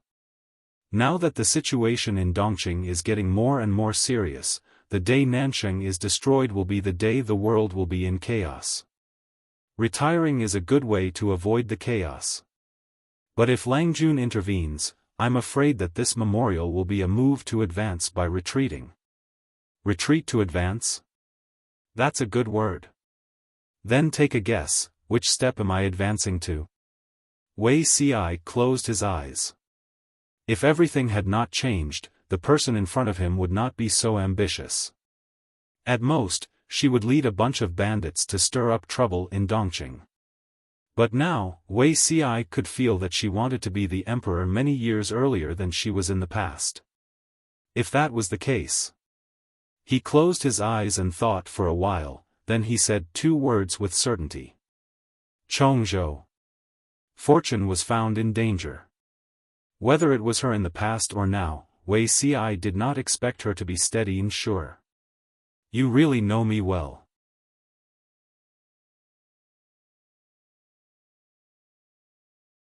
Chapter 303. He calmed himself down and asked calmly, "From what I can see, don't you know me very well?" Jiang Pengji smiled and did not continue to interrogate Wei Ci. Boiling a frog in warm water had to be done slowly. What if a pot of boiling water was poured down and scared people away? She looked like she was looking at the sky, but she was actually paying attention to the paper umbrella in Wei Ci's hand. Even though he threw a tantrum and moved the umbrella away, he quietly moved it back and let the snow pile up on his shoulders. Jiang Pengji raised her hand and took off the cloak, indicating for Wei Ci to put it on. "I'll have to trouble you to take care of me when I study in Langyi." Wei Ci glanced at the thick white fur cloak and said calmly, "You and I can be considered to be acquaintances. Master also admires your talent. I think you won't face any difficulties in the academy. Why do you need to bribe me? I'm not afraid of the cold or heat, so it doesn't matter how much I wear. But Zixiao is weak, and we're still standing in the snow waiting for someone. It's better to be careful." Jiang Pengji threw the cloak into his arms. He could wear it if he wanted. After that, Jiang Pengji turned and walked to her carriage. She stepped on the bench and said, "To the Feng residence." Just as she raised her hand to lift the curtain, Su Ku, who had been watching them, handed the hand stove back to her. The driver of the carriage, who was wearing a bamboo hat, pulled the reins and drove away. He happened to pass by Wei Ci. You gave the cloak to Wei Langjun. Takshu will talk about you when you go back. Su Ku knelt near the door of the carriage and put his hands into warm gloves. The thick layer of rabbit fur was very comfortable. Jiang Pengji held the hand stove and added charcoal in it. The temperature was higher than before. Your Langjun is strong and healthy. He can kill 2 cows with his bare hands. Will he get sick without a cloak? Jiang Pengji raised her eyebrows. He's just a weak scholar. He doesn't wear much, but he's standing outside like a log. Isn't he afraid of catching a cold? Su Ku was suddenly speechless. Indeed, his Langjun looked young and weak, but in fact, his fighting ability was off the charts. His appearance was too deceiving. I heard from Huayu that Zixiao's family has moved to Zhongzhou and returned to the clan. He stayed in Langyi alone. Who knows how many maids and old women took care of him. The weather changes so fast. I guess he didn't prepare many clothes to keep warm. Jiang Pengji was a meticulous person, but she rarely took the initiative to care about others. In other words, in her opinion, there was no need to care at all. Everyone had 2 hands and 2 feet. If they couldn't even take care of themselves, wouldn't they be? That wouldn't work in the ancient times.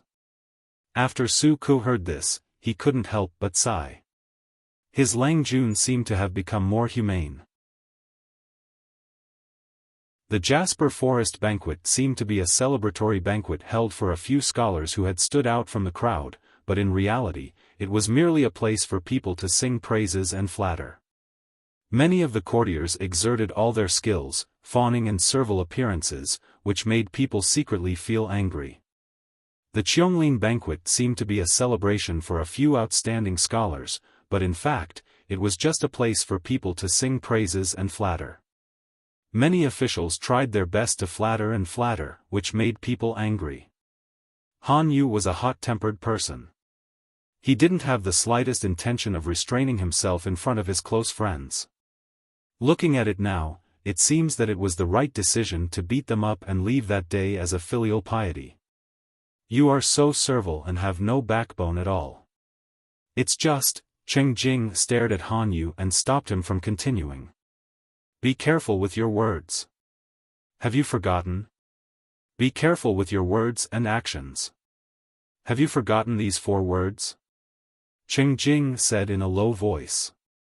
If you get yourself killed because of this, compared to Han Yu and Cheng Jing's nervousness, Lu Jing secretly stuck out his belly and resisted the urge to eat. There was a lot of delicious food at the Qianglin banquet. Lu Jing was born in a poor family. He was the son of a hunter and liked to roll in the mud since he was a child. If Master Yuanjing hadn't said that he was destined to meet him and brought him back to the academy to teach him, he wouldn't be qualified to stand at the Qianglin banquet. It was a rare opportunity. It would be a waste if he didn't eat. He was not Han Yu or Cheng Jing. He didn't eat much, but he was angry. The walls have ears. You should pay attention. Wenbin, this is not a good place to complain. Lu Jing paced slowly with his belly full. He looked very relaxed, but he was so full that he couldn't walk. Han Yu took a deep breath and tried his best to suppress his anger. From afar, the few of them saw Wei Ci hugging a white velvet cloak in his arms. He stood rooted to the ground in a daze, not knowing what he was thinking. Lu Jing was thick-skinned enough. He stepped forward with a smile and pretended to reach out to take the cloak from Wei Ci's arms. He even said, Zixiao is indeed the most considerate. He knows that I'm not wearing much today, so he specially brought the cloak here.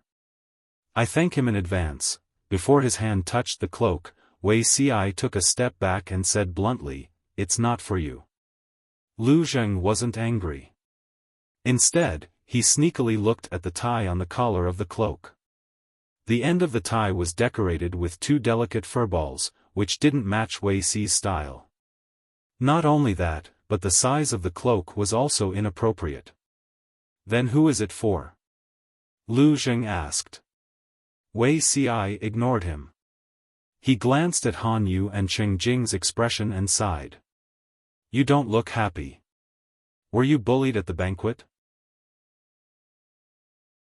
Han Yu didn't pay attention to the cloak.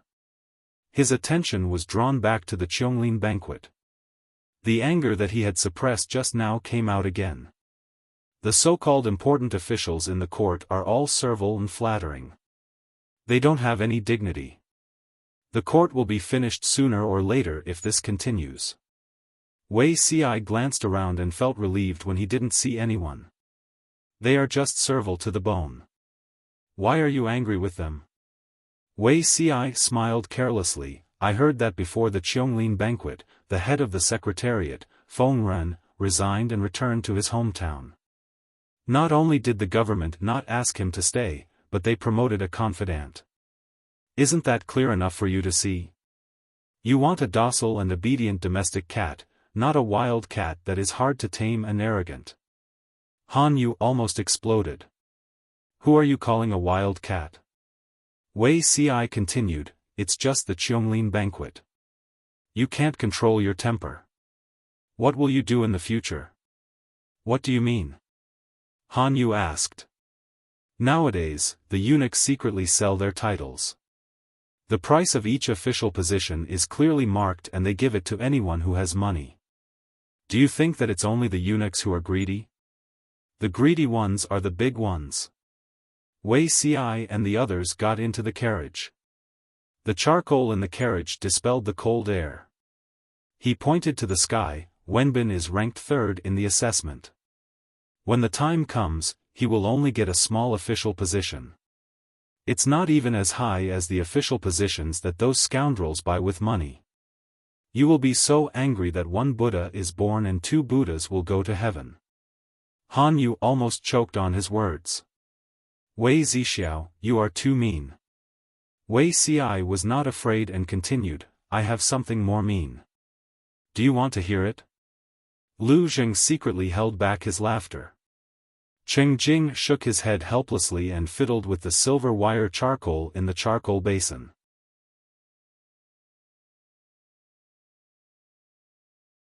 Chapter 304.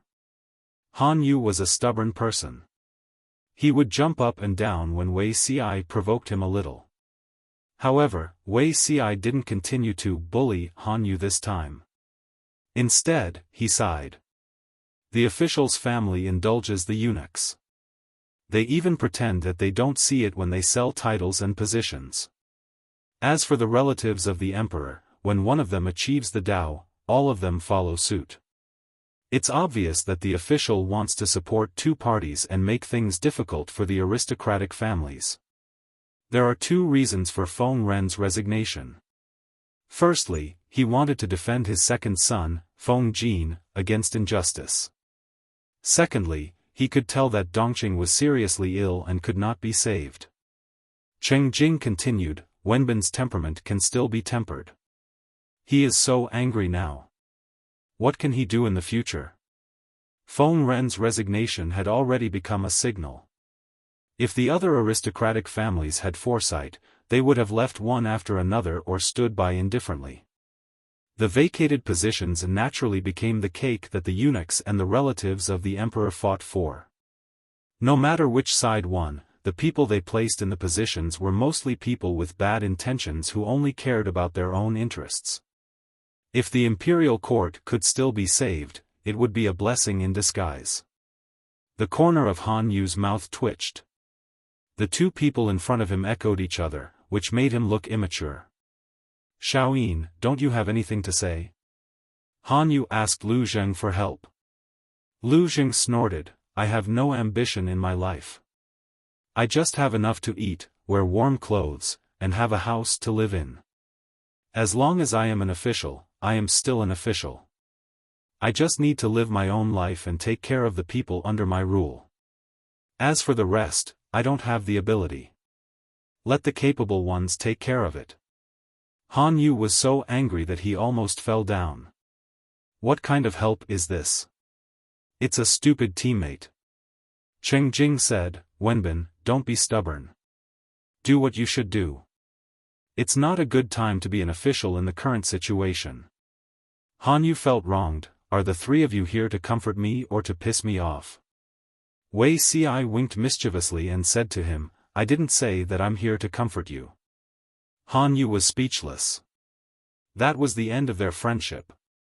According to the previous practice, the scholars who stood out in the assessment would receive the appointment letter from the imperial court within half a month and be dispatched to various places. Regarding the arrangement of scholars, they would generally consider their abilities and family backgrounds. Although their official positions were not high, they were very challenging, and it was easy for them to accumulate experience. In more remote places, the official rank was slightly higher, while in more prosperous places, it was slightly lower. If there were family members making arrangements everywhere, their official positions and locations could also be changed at their discretion. It was very practical. However, now that the court was in chaos, many officials had tacitly forgotten about this matter, and the emperor did not even mention it. Yuan Jing and his entourage stayed in Shangjing for half a month. Many students were worried that something might happen. Wei Ci and the rest were able to settle down. Every day, they would either quietly study and practice calligraphy, or play a few rounds with their classmates and recite poems to pass the time. Lu Zheng was sitting at the side of the chessboard, watching Wei Ci beat Han Yu up. He was suddenly enlightened and suddenly said, It's already been half a month. If I don't go back soon, I'm afraid I'll have to spend the new year in Shangjing. Han Yu looked at the situation on the chessboard and felt his head hurt. It's not good to leave before the appointment letter from the imperial court. Wei Ci placed his chess piece with a smile, forcing Han Yu into a dead end. Perhaps this letter of appointment won't be sent down. Why do you say so? Han Yu asked. Wei Ci said sarcastically, perhaps, all the vacant official positions have been sold out. Of course, it was impossible for all the official positions to be sold out. However, the imperial court was busy preparing for the marriage between the princess of the northern borderline, Anyina, and the second prince. Dongqing still wanted to wrangle with the northern borderline. All of them wanted to gain benefits for themselves. Why would they care about these scholars? These days, apart from Feng Ren's retirement, it was the retirement of the county chief of Hu County, Lu Shi. For the former, the emperor was happy to take back the position of the head of the secretariat and promote his confidant. For the latter, the emperor wanted to do the same. However, Lu Shi presented a memorial at the imperial court meeting. Immediately, someone jumped out and said how hard Lu Shi had worked all these years. Under his rule, Hu County had turned from a desolate and uninhabited county to a major grain-producing county. He had alleviated the food shortage of the two neighboring states. He was a meritorious minister. He was still so young. If he retired, it would be the biggest loss for Dongqing. The speech was so impassioned that the emperor was too embarrassed to accept Lu Shi's retirement. If that's the case, do any of you have any good suggestions? Although the emperor was shameless, he did not want to embarrass himself at the imperial court meeting. He still had to cover his embarrassment. Lu Shi took the opportunity to repeat his intention to retire. Another official jumped out and said no. If the emperor agreed, wouldn't the world mistakenly think that the emperor coveted the riches of Hu County and wanted to burn the bridge after crossing it to take the opportunity to seize the fruits of victory from others? Lu Shi was a brick. He would move wherever there was a shortage. After an intense discussion, someone suddenly mentioned that Chongzhou still lacked a prefecture magistrate. A prefecture magistrate was more important than a county chief. The former managed the land of a state, while the latter managed a small county. Everyone had completely forgotten that Chongzhou only had Shangyu County and Changhe County. Shangyu County had a total of 6 cities. 3 of them were still in the hands of the northern borderline. Its overall area was the smallest among the 6 states of Dongqing. Its north was also connected to the northern borderline. Who knew how long it would take to lose one's head? Although Hu County was only a county, its area was comparable to a state. Moreover, it was now incomparably rich under Lu Shi's governance. The Dongqing emperor weighed the pros and cons in his heart and decisively made a decision. He pretended to express how much he valued Lu Shi. He also said that the world was in turmoil. If Lu Shi were to retire now, it would be a loss for Dongqing and a regret for the people. Without a second word, he threw the position of Chongzhou magistrate onto Lu Shi's head. Lu Shi appeared tired and unresigned as he agreed, but in his heart, he sighed. He had a godlike teammate by his side. His opponents were all pigs. The difficulty was too low. There was no challenge at all. Lu Shi bore the steaming, freshly baked magistrate of Chongzhou and went to court with a cold expression. He ignored everyone. He doesn't know what's good for him.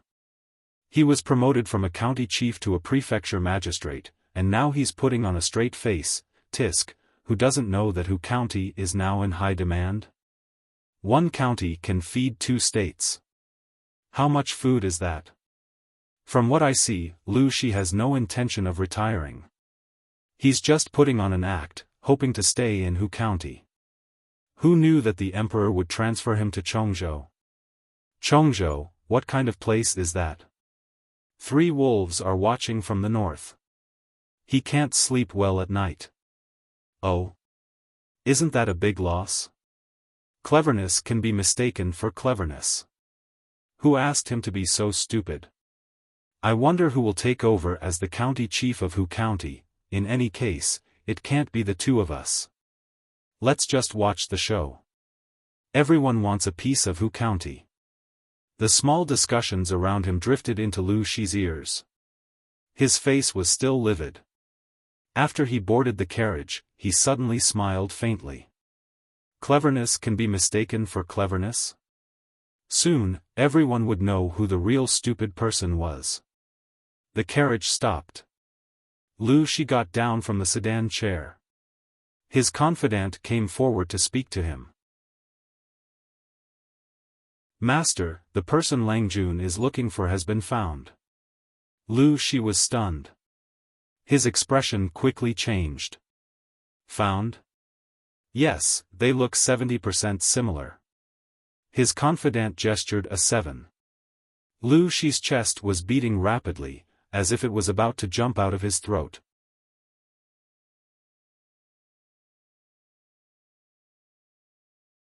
Chapter 305. Lu Shi's eyes darkened and he ordered, "Bring her to Lanting. She will handle it." Hearing that Lu Shi was going to hand the girl over to Lu Shi, the confidant's face suddenly became bitter. He stuttered and hesitated.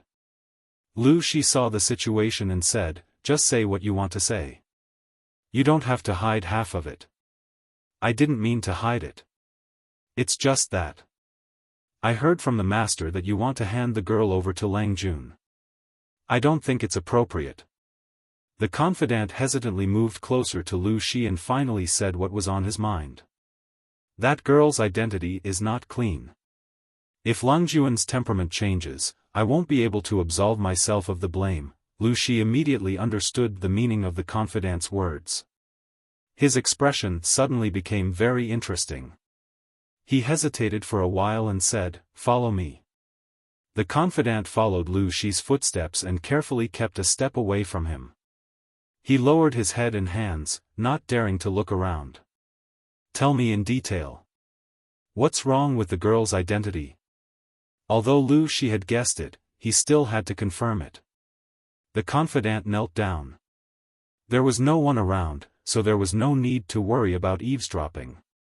"The girl I found is 14 years old. Her mother is a lowly prostitute. Her father is unknown." The confidant was very helpless. They had secretly searched for the girl based on the portrait Lu Shi had given them. The girl was the most similar in appearance and temperament. Although the other candidates were clean, they were not as similar. After thinking about it, the confidant recommended the girl. Lowly prostitute? Lu Shi furrowed his brows. He was very unhappy with the identity. Has she received guests before? He wasn't sure what his daughter wanted to do, but he knew that the girl he found was probably a honey trap. The confidant's expression twisted and he said carefully. Master, you also know that prostitutes usually live in shameful slums. Most of the customers who come and go are peddlers and hooligans. Women who grow up in such places are unlucky. At the age of 5 or 6, they are, not to mention, that person is already 14.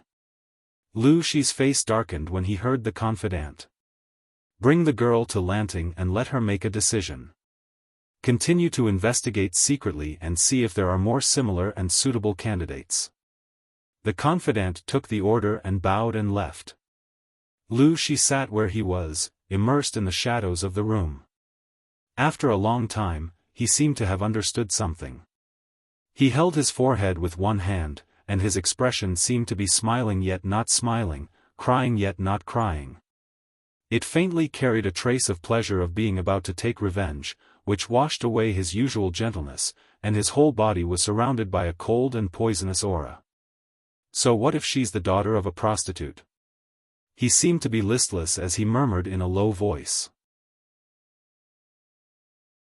His voice was suppressing the viciousness that made one shudder. It made one's hair stand on end.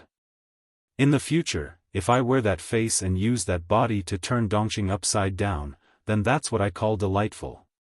Akao was born in the slums of the poor. On the day of her birth, it was snowing heavily. Many of the adults froze to death, but she survived. Her mother was a prostitute, and now she was also a prostitute, and a prostitute under her mother. What was a prostitute? The lowest of prostitutes could be casually used for 3 to 5 copper coins.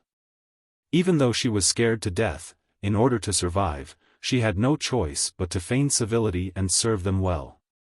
Otherwise, not only would the customers not let her go, but the brothel keeper above her, her mother, would also not let her go. She was always dressed in ragged linen clothes that had been washed and patched. Every day, she had to clean the house, wash the clothes, wash the dishes, and cook. She had to serve the madam and the other prostitutes until they were comfortable. Then, she would lie on the tattered mat and wait for one customer after another. When she was a child, she was carelessly taken advantage of by a few ruffians and lost her virginity. Her mother beat her like crazy, and then forced her to accept customers and inherit her mother's business. She lived in a muddle. Over the years, she did not know how many children were beaten. She had only lived for 14 years, but she felt that she had lived more than half of her life. Even though she was born beautiful, she now had a lot of white hair. Her face was haggard, and her eyes were sunken. She thought that this was the end of her life, but she did not expect to be taken away from the slums by a man dressed in a very powerful outfit 2 days ago. She knelt on the ground, trembling, and her skinny body trembled like a sieve. Her whole body wished she could lie on the ground, and she did not dare to look around. After waiting for a long time, the sound of a paper door opening came from behind her, and unfamiliar footsteps walked past her. After a rustling sound, the person sat directly on the seat of honor. What's your name? Judging from the voice, the person should not be old, maybe even younger than Akao. She had heard many hoarse voices and all kinds of malicious yelling, but she had never heard such a clear and peaceful voice. Her body trembled uncontrollably, and Akao felt that her mouth was not hers anymore. She even forgot the instinct to open her mouth to speak. Seeing her behavior, Jiang Pengji was not in a hurry to say anything. Instead, she asked Takshu to serve tea and drink it to calm her nerves. The audience in the streaming room had long been looking forward to it. They did not know what the streamer was up to. Who was so important that she would leave behind the remaining chessboard and the young man Feng Jin, and come over so quickly? Looking at it now, it did not seem to be much. Lo Siji Lianmeng, I feel that the streamer would not do unnecessary things. She attaches so much importance to this person. Her identity must be very powerful. To CG Jiwu, #LaughtTihi. Maybe she is the streamer's younger sister who is stranded outside. Inuejia Juga Chinma, there are no clues. I can't guess the streamer's intentions. I'd better get a small stool and watch slowly. After waiting for a while, Jiang Pengji felt that the other party's emotions had stabilized, so she asked again. What's your name? Akayo's ears were flushed, and she felt a sense of inferiority that she could not wait to crawl into the ground. My name is Akayo. Although Akayo did not sound nice, it was a proper name. Akayo? Jiang Pengji heard it and asked again, do you know who asked you to come here? Akayo's thin and weak body trembled, and she said in a low voice like a cat, I don't know. I vaguely remember that it was a master. For Akayo, people who were neat and tidy were considered wealthy. She had never seen the clothes worn by Lu Shi's confidant. Such a dignified person could be considered a master. Jiang Pengji asked again, then do you know why you are here? Akayo bit her lower lip, and there was a little embarrassment on her thin and weak face. Only then did she slowly sit up straight with her head hanging down. She put her hands on her waist and pretended to pull off the belt around her waist. If it was on a normal day, Akayo would at most be wrapped in a tattered dress, and she would wear nothing underneath. Because she was poor, she could not afford to wear it. Besides, it was useless for a prostitute to wear clothes. In the end, she would have to strip naked to serve others. Lu Shi's confidant brought her back and asked the maid to prepare a complete set of clothes for her. She washed it from head to toe with soap several times. You're tuning into the Xiaofan's Wuxia Tales YouTube channel. Don't forget to subscribe and join us on this journey to catch the most captivating stories.